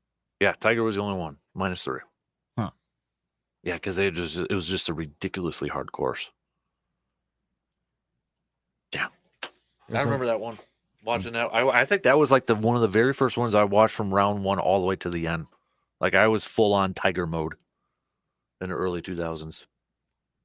You can Google, by the way, Sergio Garcia's pre-round warm-up routine. No, I don't need to. Arrives at putting green, long putts, heads to driving range, warm-up swings, drivers, heads to short game area, arrives at first tee. I would have loved. Wonder if Bryson's ever golfed with Sergio. It'd be the most like alpha dog annoying group. Yeah.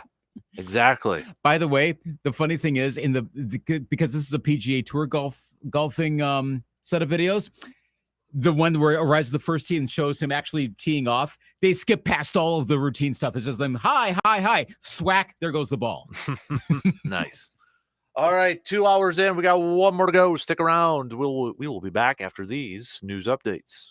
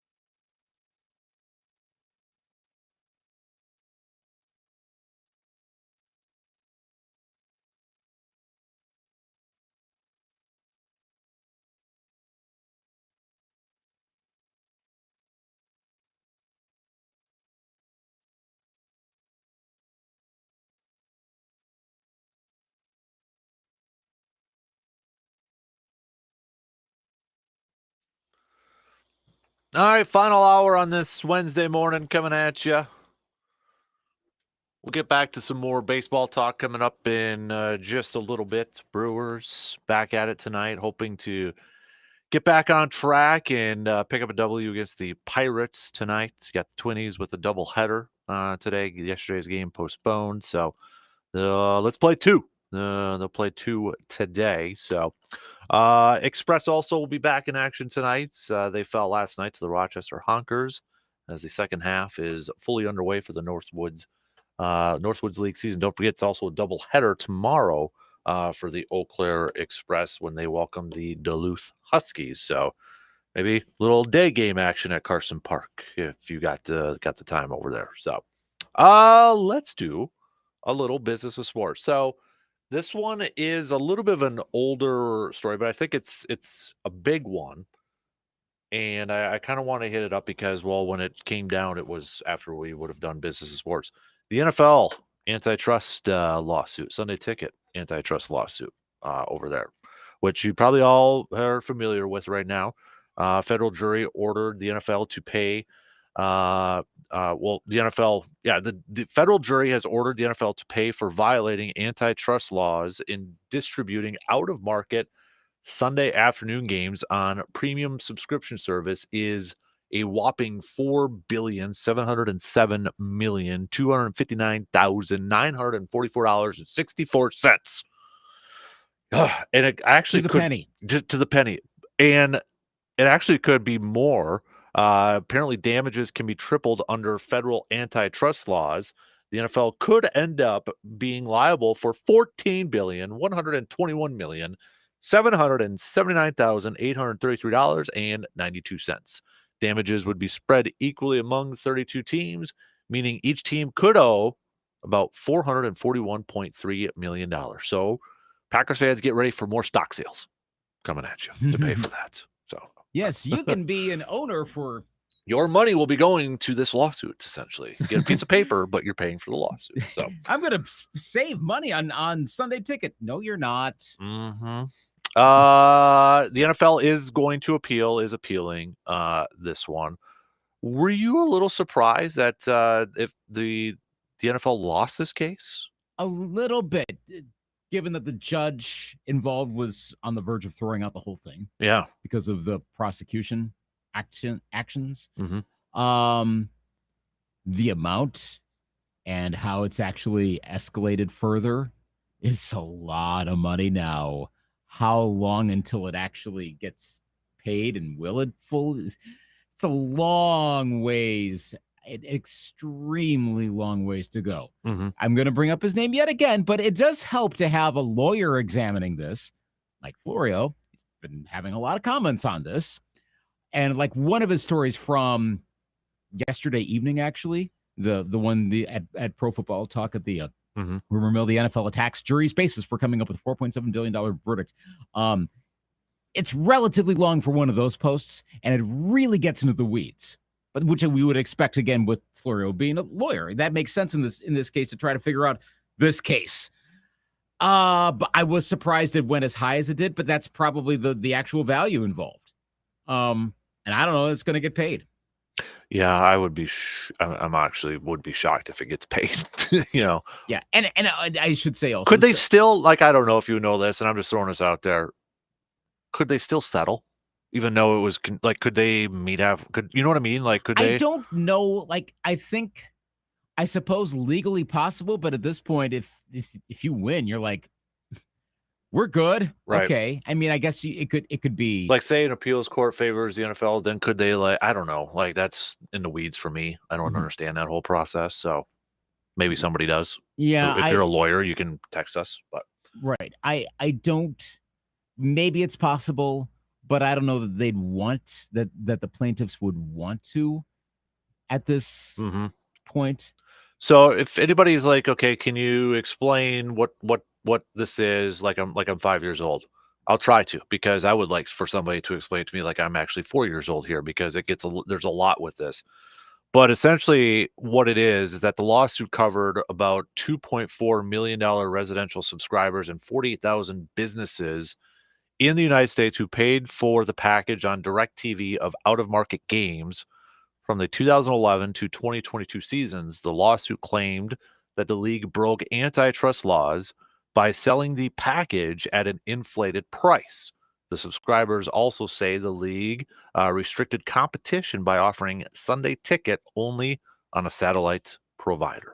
So antitrust laws, Luke, essentially it's you're trying to create competition to better help the consumer, correct? Yeah. You're trying to how do I want to say this? Really try to you want competition because that would you would think help the consumer lower the prices down Of a little bit. course, when there's competition, one wants to drive the price down further from the other to try to get more people to purchase their product. If you have a monopoly, going back to the old trust days of the late 1800s, early 1900s, hence all the antitrust legislation that came after that, you have one company, well, you own the market. You can charge whatever you want because what else are you going to do? But the NFL has that antitrust exemption. And that's been the concern. Yeah. That, well, you can charge whatever they want because, well, yeah, but then you got this issue here that maybe went a little too far. And then you got, I was reading a little bit the other day too, because, Roger Goodell and the NFL has always talked about, their, and you've mentioned it too, their free over the air local game, option too. We've talked about that with the streaming stuff. This seems to be a very popular one when we get to business and sports is streaming and all that. And Goodell and the NFL have kind of used that as an example, like where they're unique, where they offer those games over, local cable and that sort of stuff too. Yeah. That is the difference. Again, it's the getting back to the whole breadth versus potential money making. But I mean, the NFL is making money in plenty of ways, right? Too. But it is kind of fascinating to hear that there's this tie-in with Fox and CBS to protect them, which is the crux of a lot of this. Like you'd think if the NFL were to be gotten on anything, it wouldn't necessarily involve a couple networks. And they're very extremely big players in all things NFL. But that does seem like an odd way that this would come back at the NFL. Understanding, too, that, again, an appeals court could overturn this. It's probably, well, I shouldn't say it's probably. The NFL will try to get to the Supreme Court if they can. Maybe several years from now. We're not going to be like next June, like late June, when all the cases are coming down. And what's the NFL? No. This may not be till 2030. Yeah, they ain't paying it like by the end of the month or anything like that. No. And people looking to get reimbursed aren't going to get anything yet for a while. It's not that much money, honestly. When you break it down like that, yeah. Right? Yeah, because if I'm reading this right, so the list price, yeah, I mean, it's not going to be that. I see 191.26. I don't want to quote that too hard because I think that's part of this whole math from the story that I'm reading. It's not going to be a ton. It's not like, well, you're going to be reimbursed for all the years of. I mean, that's not exactly how it works. I mean, there is value to watching Sunday Ticket as well. And how do you compute the exact value of that? I have never had Sunday Ticket. No. I have never had Sunday Ticket. Yeah, I'm assuming you've never had Sunday Ticket either. I. So. Yeah, the closest I've ever come to that was at one time when Red Zone was available for free. It's been available several times, but there was that first time I was like, But Red Zone's, of course, different from Sunday Ticket. I mean, in a vacuum, would you prefer to have access to, and we've kind of gone over this before, but would you prefer to have access to just Packers games if they weren't obviously available for free, which they are because we're in Wisconsin. But if you lived in New Mexico, would you rather have Packers games or would you rather have Sunday Ticket? Packers games. Right. Yeah. I would imagine most of our listeners, like if anyone, have we ever gotten a sense from listeners what they think one way or the other on that? I mean, I've seen listeners really the last couple of years voice their frustration with Sunday Ticket. Now, is that more to do with DirecTV? I think it's the price and everything. I don't know. If you do have one, let text us. Let us know a little bit over there. Because that in a broad sense across all subscribers, that would be fascinating if the NFL did allow for individual packages to be purchased and how quickly that would change. And I imagine it would, and I think that's what they know is potentially coming, or would potentially come under that circumstance. Because it feels like when people buy a Sunday ticket all the time, they want to watch all these games. I don't think most people really do want. I could be wrong, but I don't think people want to watch all the games all the time. I will say, kind of like what I was talking about with regard to the Olympics an hour ago. There is a bit of an appeal to you can watch all these things all going on at the same time. That seems kind of cool. But for the amount of money involved, I'd rather just have one team. Mm-hmm. That's my favorite team. Mm-hmm. Yeah. Yeah, I 100%. But I get why the NFL's doing it, because to protect the partners and make money. Well, they got called out on it. Now maybe someone else will call out the jury for that, and who knows exactly where this goes. Right. So it's not done yet. I could see the NFL ultimately winning this in the end. I'm not convinced. Yeah, I feel like the NFL isn't going to have to pay anything, to be honest with you. I just because of what it's like $400 million per team, or 440. I have it right here. It's $441.3 million. So how will they make that money back? If let's presume that it does happen, how do these teams make their money back? 400, because that's still a lot of money that the owners will not want to spend. Right. How do you make that back? Ticket prices increase and all that good stuff. At what point do people start to go, well, maybe that's a little too much? It's funny that you just mentioned, because they just tweeted out again, Pro Football Talk. We continue to review the full transcript of the Sunday ticket trial by focusing on the opening statements for the plaintiffs and for the NFL. So they got a new post up there for that. So yeah, Florio's having a feast with this, right? He could probably do a post on this. He could probably jump. Well, I mean, he's got other people doing the rumor mill stuff. He could probably post on this for like the next 5 months. He could just ignore the NFL season and post on this issue. And given how much you can tell, contempt is too strong a word, but given his strong cynicism towards NFL management, I think he would love to do that too. He's the closest thing to a muckraker out there right now, and he's breaking this down a lot. That's how we're learning a lot about this. Speaking of a little bit of a side note, but I guess this kind of touches the business of sports and NFL. What do you think of Kaylin Kaler going over to ESPN? I saw that last week. Good for her, friend of the program. Yes, of course. We've had her on the show a few times. Yep. I raised my eyebrow at that because we've heard about ESPN and the NFL potentially getting into some sort of enhanced partnership.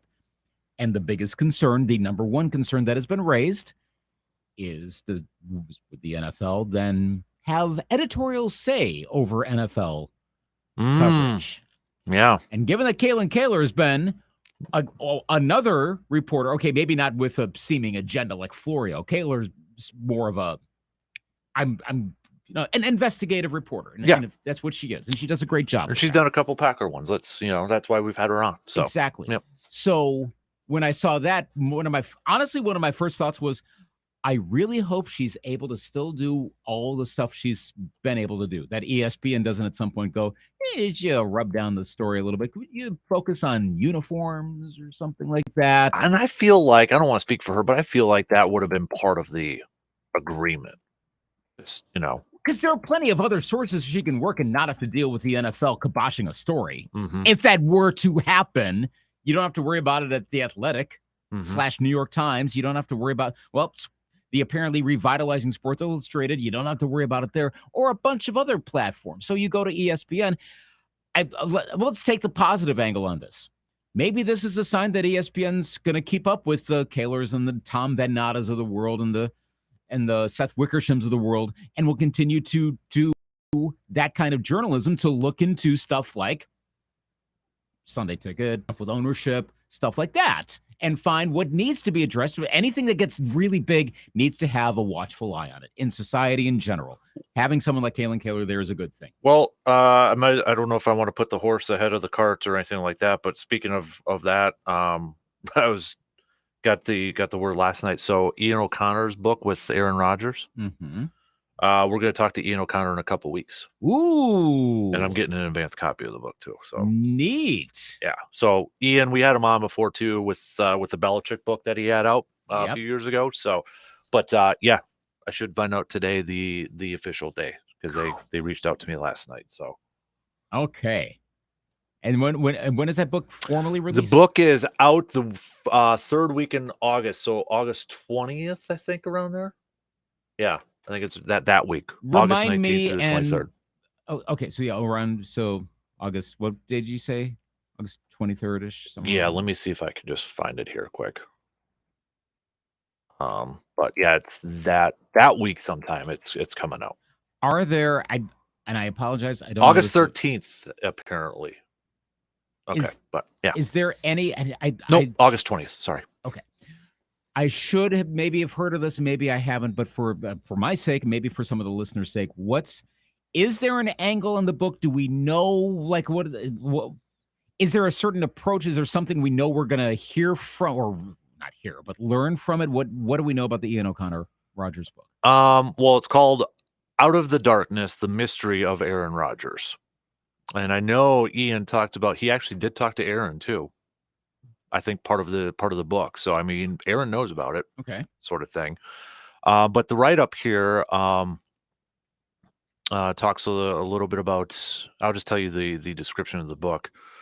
Aaron Rodgers is among the 2 or 3 most talented players to ever hold the most important job in American team sports. He also stands out as the most mysterious and polarizing figure in the modern day national pastime, that is professional football. From his controversial COVID stance to his methods of spiritual awakening, to his estrangement from his family, to his high profile romances, to his devastating Achilles injury a mere 4 days into his Jets career, Rodgers has long dominated the NFL news cycle.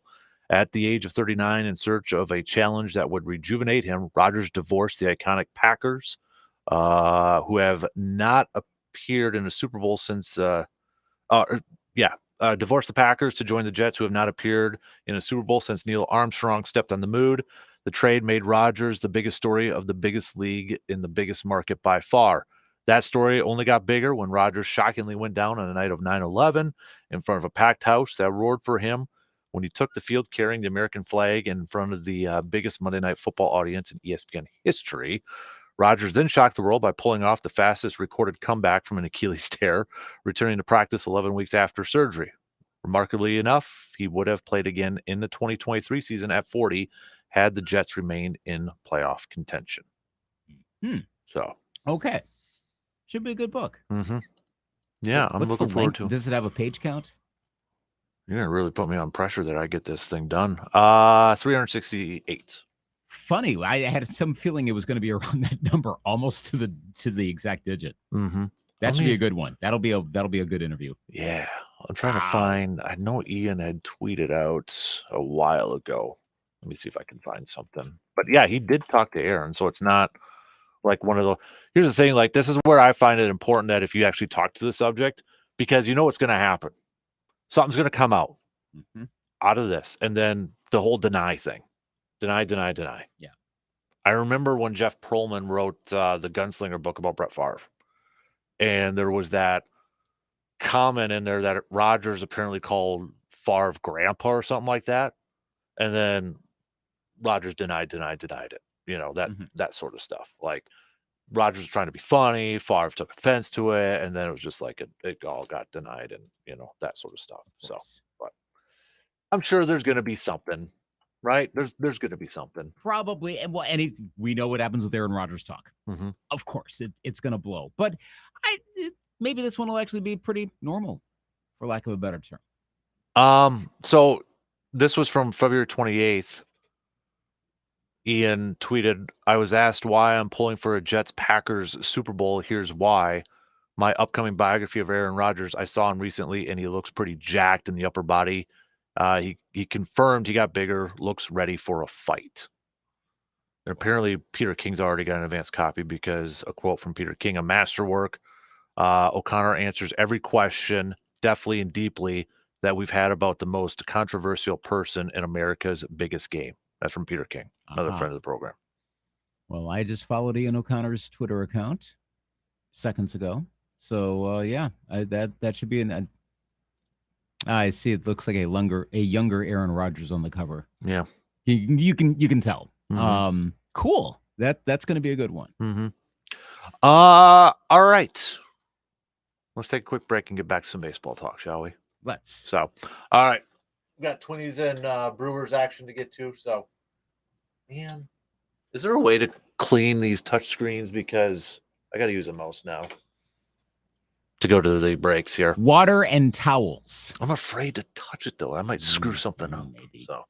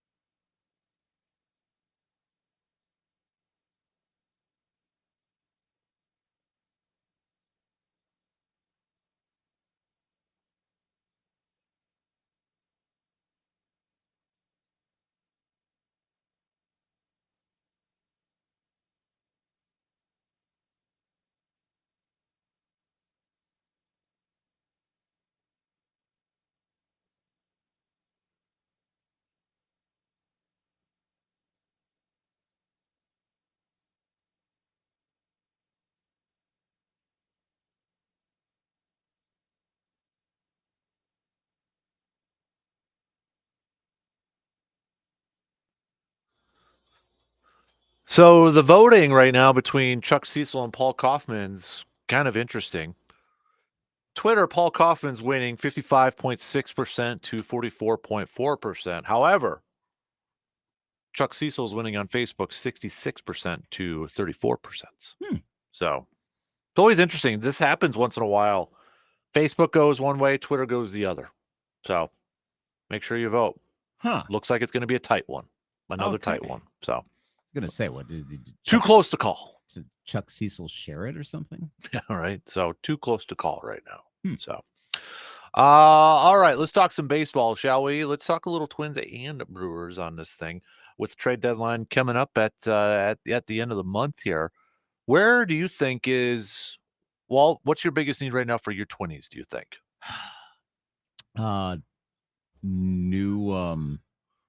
New health service or something. I'm waiting for Brooks Lee to get injured now. I'm just used to this at this point.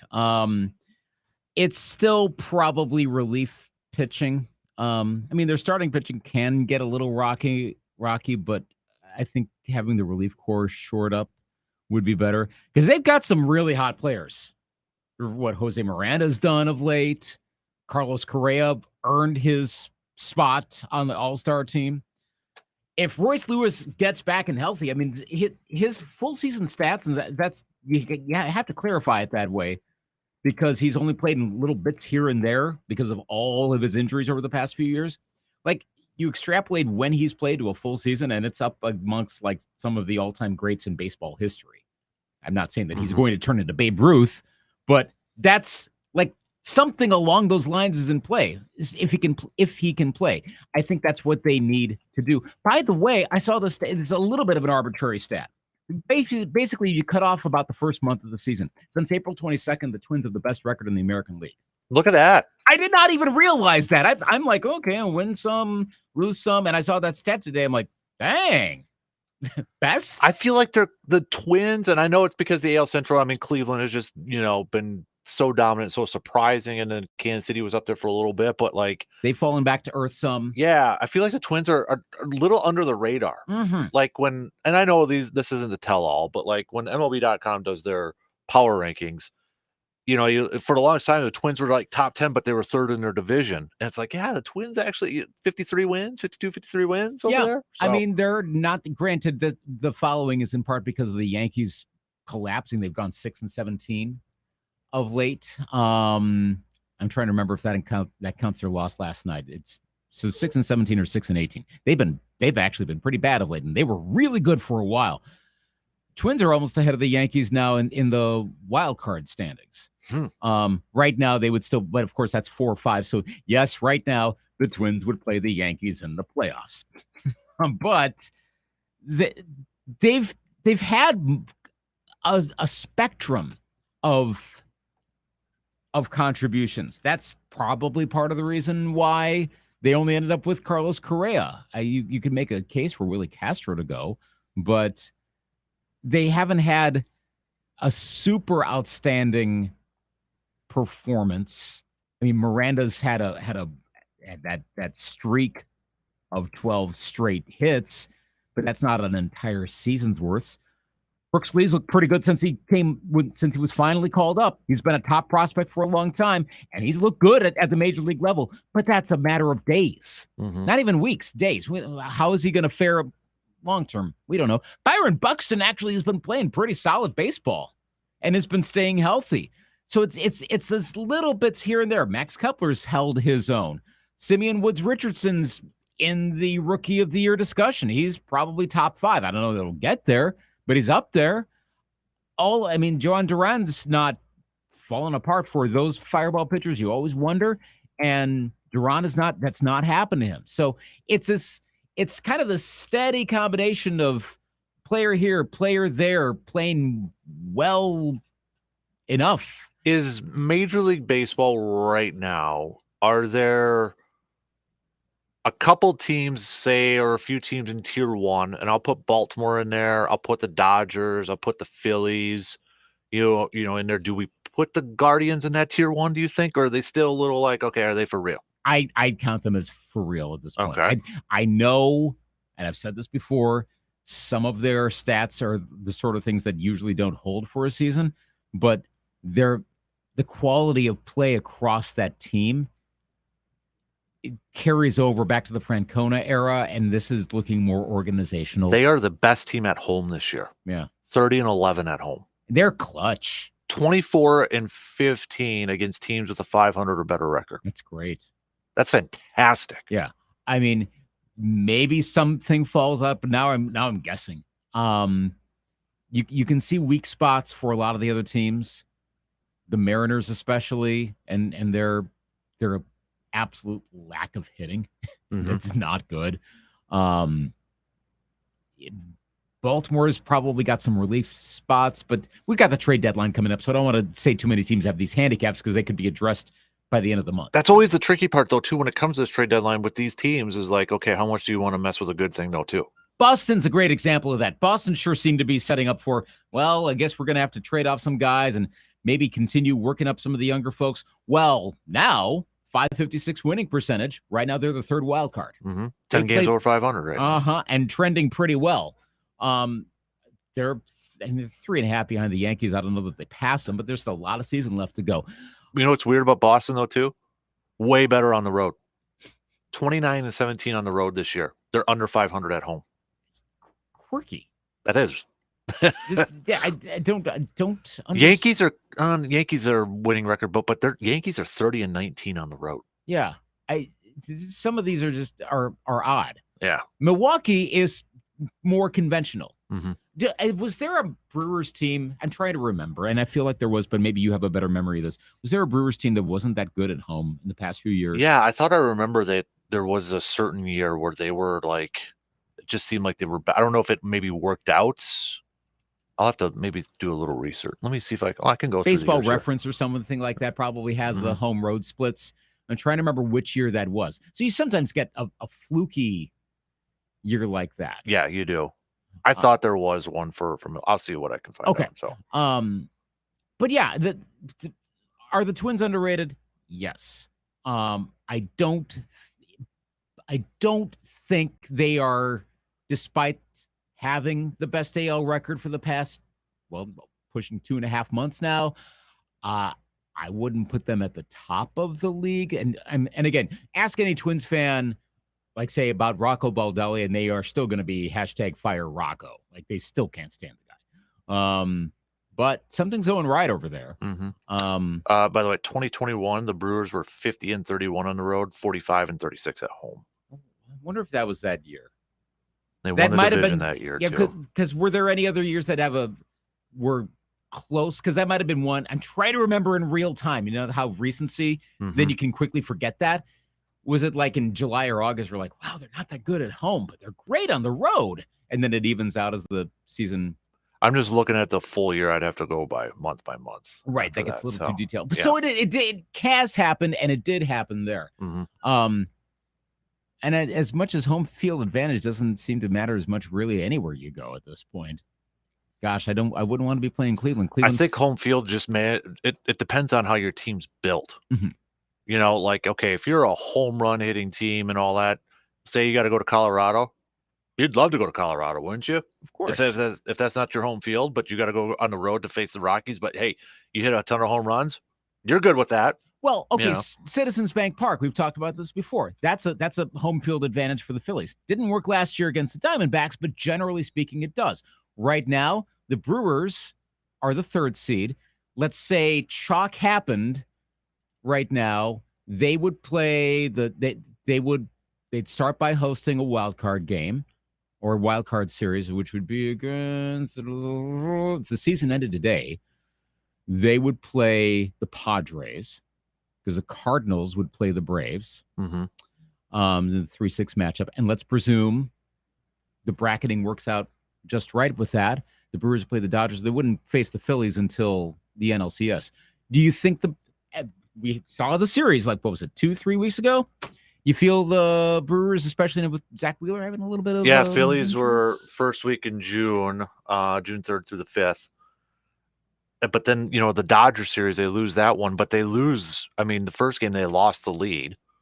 They were competitive in that series. Yeah, the second game, they tied it up in the 8th with Yelich's home run. Then they gave up 2 home runs, and then they win Sunday's game. So I don't know how to take that series. And then you just But the other part of that is that both those series were on the road, and Milwaukee's a much better team at home this year. Yeah. Now they do play the Dodgers for four games in Milwaukee in the middle of August, and then they got Philly in the middle of September at home. So that's for 4 games or 3 games, excuse me. What is your level of concern about not the last place Chicago Cubs? Oh, the Cardinals are freaking me out right now. That's where I was going to go next. Mm-hmm. What? So, well, here I go. I'm at about a 6.5, 7. Thank you for jumping right ahead. Yeah. Because the imminent schedule, of course, with the All-Star break coming imminently. So for the Brewers again, let's see. Thanks to ESPN for going first half, second half. So for the Brewers, who do they have again coming up here for this week? For the next 3 weeks. So Pittsburgh, Washington, then they got obviously the Twins next weekend post All-Star break. Cubs on the road, Miami, Atlanta to finish off the month. So the Cardinals, they don't play the Cardinals until August 20th. Huh. The Cardinals right now, they are playing Kansas City. They play the Cubs. Will you root for the Cubs to beat the Cardinals at this point? Okay. That's the right answer. We own the Cubs right now, so yeah, might as well do with them as you see fit. Mm-hmm. Then the Cards are at the Braves, at the Pirates. You never know with them. Hosting Washington, and then it gets way further down the schedule. Mm-hmm. Yeah, Brewers and Cardinals only play one more time. As great as the Brewers have seen this year, relatively speaking. Or excuse me, twice. They got a home and away. So okay, as great, and I mean great compared to the expectations for the Brewers. I don't mean great in terms. That's not Philly's great. I can't fathom them losing this division to the Cardinals. Still, it feels like everything's clicking for St. Louis, but that's because everything's clicking. Is that going to continue all season long? Mm-hmm. And I know a lot was going wrong for them, but like all is going right now. But does that mean that all will stay that way? Usually it doesn't. Something's got to tip over the other way. Maybe my level of concern is at a 4, but that's because I'm not a diehard Brewers fan and live in perpetual fear of the Cardinals. And I don't mean that in a bad way. I mean, like, I get it. Well, no, I mean, even it was last year when the Cardinals stunk, we were still like, yeah, don't count them out, though. Mm-hmm. You know, it was 12 games. And what are they doing this year? They're doing what we feared last year, what we were freaking out about last year. And it's pissing me off. Should be. See, the here's the thing, though, too. So when Brand and I did our preseason predictions for a pod, I originally said the Cardinals were going to win the division. And I got laughed at. And then I changed it last second. But there was something about the Cardinals. I don't know if it's just that's so in my mind that it's like I can't write them off ever. See, they're probably the Packers to a lot of people. Probably. That's actually a pretty decent analogy. The diehard nature of the fans, but they're also not like crazy, like we're going to kill you type fans either. Very mild-mannered Packer fans, by and large, that way too. What was my analogy? Okay, not analogy, but example. Brewers are not expected to be this good this year. By all accounts, if you're a Brewers fan, you should be kind of along for the ride. And we've said that how many times with different Wisconsin teams, me with the Wolves, we say, enjoy the ride right now. Can you really enjoy it right now? Because they're doing way better than expected. But here comes St. Louis. Which is it? Are you enjoying that they're doing as well as they are? Because, I mean, look, if St. Louis catches the Brewers, it's not like the Brewers are suddenly out of the playoffs. They're the way the National League is going, they're probably a lock for a wild card. Well, and I mean, and that's the thing, though, too, with the trade deadline coming up. How many teams are going to be active with so many? You know, Cubs are in last place, but they're what, 5, 6 behind a wild card spot for crying out loud? Mm-hmm. So, I mean, okay, Nationals apparently are going to be sellers. That was reported yesterday. Yeah. Rockies are just done. Marlins are done. Rockies may not sell, though. Remember, the Rockies are weird. Yeah. But they're not going to be a playoff team. Mm-mm. The Marlins are going to get rid of players. The Nationals, I think, they're getting rid of their veterans because between Abrams and Wood, gosh, they got some good players that have come up. And I wonder if that's why we've seen the Brewers already make a couple moves. Dallas Keuchel, it's not Dallas Keuchel from 10 years ago. But, no. Savalia, Aaron, Okay, hoping that they can get the version from a couple years ago. Yeah. But I don't. I think they make another move. It's not going to be for Garrett Groshett or anything like that. There's going to be somebody that's just going to blow White Sox out of the water. Yeah, I don't think he goes there. But I actually am surprised that the Brewers have made a couple moves already, to be honest with you. And I don't know if that's just because they were forced to because of the injuries. Like, yeah, we're running out of guys, so we have to do something, sort of thing. This is very early to do this, but if you're looking, and again, I wish baseball would get away from the bracket and go with reseeding. But let's say, sake of argument, Cardinals catch the Brewers, but the Brewers stay about in their position. They're 4th or 5th seed. Let's say there's not some other lower National League team that goes on a heck of a run and jumps up there. So probably the way the NL East is going right now, it's going to be Phillies that win the division, and the Braves are going to be a 4 or 5 seed. Would you rather the Brewers play the Braves and then probably play the Phillies right after that? Or would you rather win the division and play the Padres and then play the Dodgers? Ooh. I think if I'm doing my math right. So, I mean, either way, first round, you're at home. Well, not necessarily, because if they're the 5 seed. Oh, you're right. You're right. But that would be, I think, if I have my bracketing right, because 4 or 5 would then play the 1. So would you rather play the Braves? I don't know how many moves they're going to make, but they probably will make moves. That's usually how the Braves handle themselves if they've got a lot of injuries, and they do. So I was watching a Braves game because Hudson's just addicted to baseball right now. And Orlando Arcia was up to bat, and the announcers were, I don't know if I've heard an announcer say this. They're like, yeah, they're probably really going to make a move to get a new shortstop because they need some offense. I mean, he was blunt about Orlando Arcia. He has not played that well. No. Let's just say the Brewers made a good move of not having him still on the roster. I suspect the Braves are going to eventually settle into a very firm 4th seed. So the Brewers, let's say they even finish with a comparable record. I'd probably still take the division because you get home. There's nothing about a particular team. Like, remember last year I was saying, watch out for the Diamondbacks. You don't necessarily want to play them. You don't want to play them. And I ended up playing them. We saw what happened. And I know home field didn't really matter last year, obviously, with the Brewers. But at least given what we've seen this year, home field is a little bit of a different thing for the Brewers. Okay. So I'd probably still say win a division. Okay. And secure that. All right. Yeah, I think that's the right answer too. Because at least then, I mean, I'll and I know this is an assumption, but maybe if you have that division then wrapped up, you can set your pitching for the You know what I'm getting at now? Now I'm thinking a little bit long term that way. Yeah. So you can set up your pitching. Whereas if you're in a wild card, you're still kind of playing for positioning a little bit. So in another year, I'd say the Brewers have a great pitching advantage over the Braves. I don't know that I can say that now. And that the Braves have actually kind of given who they lost, Spencer Strider. Yeah, I think they're kind of holding their own. But knowing who the Braves are probably going to bring in, I would not want to have to go Atlanta, Philadelphia. As much as we've talked so many times, it'll probably happen again this year. Fluky stuff happens in the baseball playoffs. Still, that's a bad path. Mm-hmm. Get away from that one. Mm-hmm. All right, we're going to take a quick break. We got some picks and predicts. And I got a pick that I want you to make, or a predict. It might be more of a predict. All right, we're going to do a little bit of a prediction coming up here. It's baseball related. So, quick break, though, and we'll start to wrap things up here after these quick words.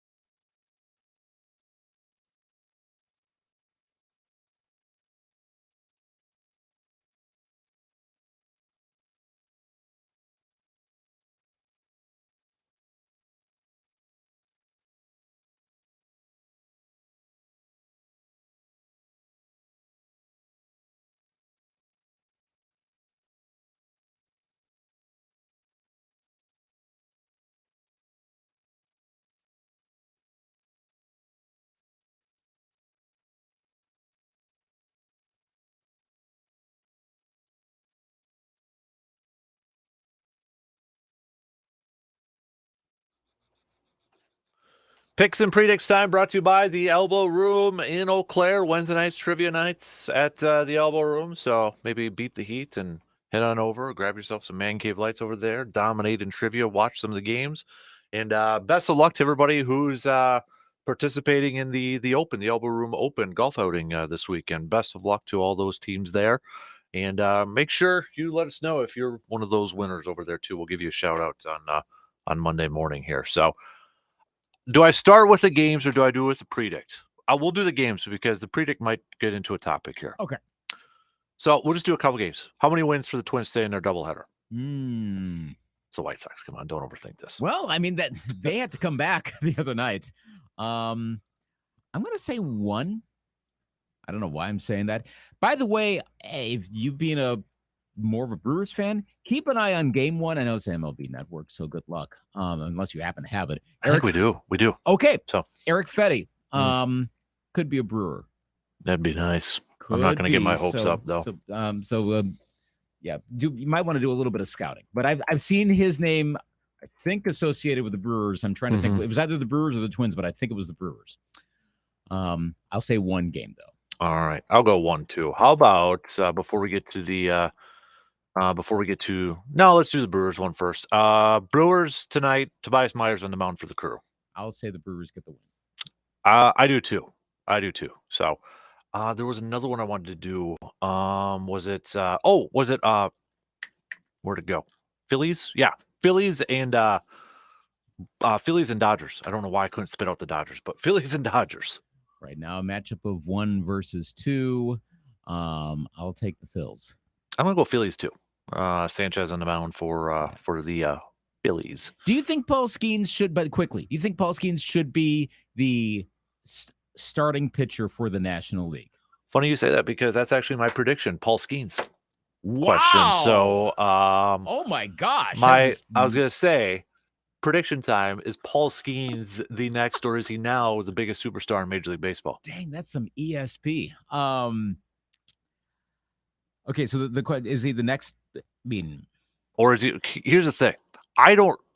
The Brewers yesterday tweeted out a picture, and I'll get to the tweet here, just because it kind of caught me off guard a little bit, and maybe I shouldn't have, because I mean Paul Skeens is a big talking point right now. But this was what they tweeted out.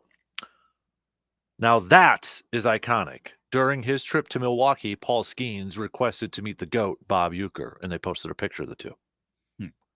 This is an opposing team. It's a divisional team. It's kind of saying something. Right? Yeah. That's what I thought. So the prediction again was... Is he the next major superstar in Major League Baseball? Like, could he overtake Ohtani? Second part of this. Where is he playing in like 3 or 4 years? Is it Dodgers or Yankees? Oh, boy. Bad. He ain't staying with Pittsburgh. Okay, I'll start by saying no, he's not going to overtake Ohtani, but that's also because Ohtani is Ohtani. Worldwide. Yeah, so maybe Aaron Judge might be the better example of that. Okay. I'm going to say no, but no with a big qualifier that it's incomplete. It's so early. I've seen the Strasburg comparisons, and if it's Strasburg, then you know where this is headed. But I don't think it's necessarily going to be that. If he can keep doing this for another couple years, he's on a good path. This is the key, though. And I'm getting into writ large stuff for Major League Baseball. They have to make starting pitching matter more. If he's going like 4 innings and then pulled out because, well, 3rd time through the order, he won't get there. That's the nature of even the most starting pitchers aren't as big as they used to be because they don't have a chance to pull off like complete games and no hitters on a regular basis. He just can't. Batters can do their equivalent stuff of home runs and such. There's nothing stopping that. I mean, the game encourages that. If the game changes, I know Buster only keeps talking about it, and he's making it sound like Major League Baseball is going to make some more moves to at least enhance offense, and probably the definition of that is reduce the amount of reliever usage. Probably means you're going to have more starting pitcher usage. But it almost has to happen. Someone like Skeens, if he can hold out, I think he can kind of get there. Now, the second question, where is he going to be? The Pirates are going to do everything possible to keep him. I think they've got enough going on right now. I'm going to say in 3 to 4 years, he's still a Pirate. All right. Him and O'Neal Cruz still there? Yes. All right. I think the Pirates can put together a little something where they can become a good franchise. They were pretty good about a decade ago, so it's not like they've been decrepit the entire time, just most of the time for the last 3 decades. Yeah. I mean, who was the last like legit superstar pitcher? And I know there's been high paid like Garrett Cole, but I mean, I'm talking like superstar. Like I would put like, Nolan, Randy John, those type of like, Greg Maddux. Yes. Pedro. Yep.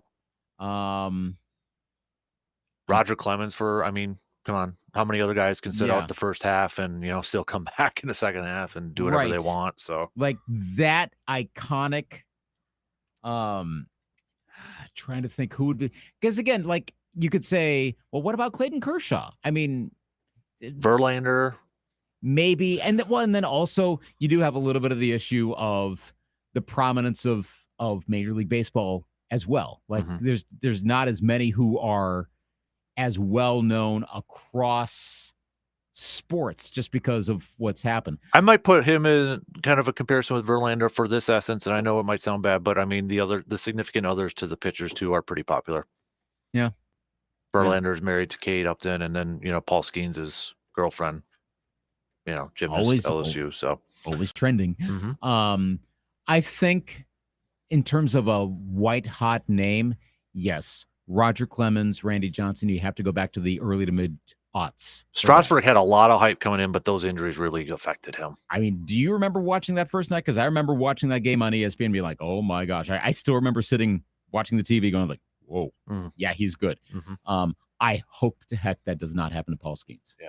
Hey, really quick, I only got 20 seconds. This day in history, we've talked about this before, but on this date in 2000, the Packers and the city of Green Bay agreed to sell naming rights to Lambeau Field. I remember that, and I was so upset. Like Brown County really wanted that done. I think they were trying to recoup as much money as possible. Like, yes, they absolutely need to sell the naming rights. Like, what are you people doing? Thankfully, it did not happen. It did not happen because they, sales tax referendum, and then they sponsored the gates and all that stuff Which too. That turned out to be a good move because we mention the gate names all the time. Yep.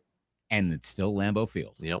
So, all right. Have a good rest of your Wednesday. DP Danitz, they're up next. Let's do this again tomorrow morning, just past at 6 a.m. We'll talk to you then.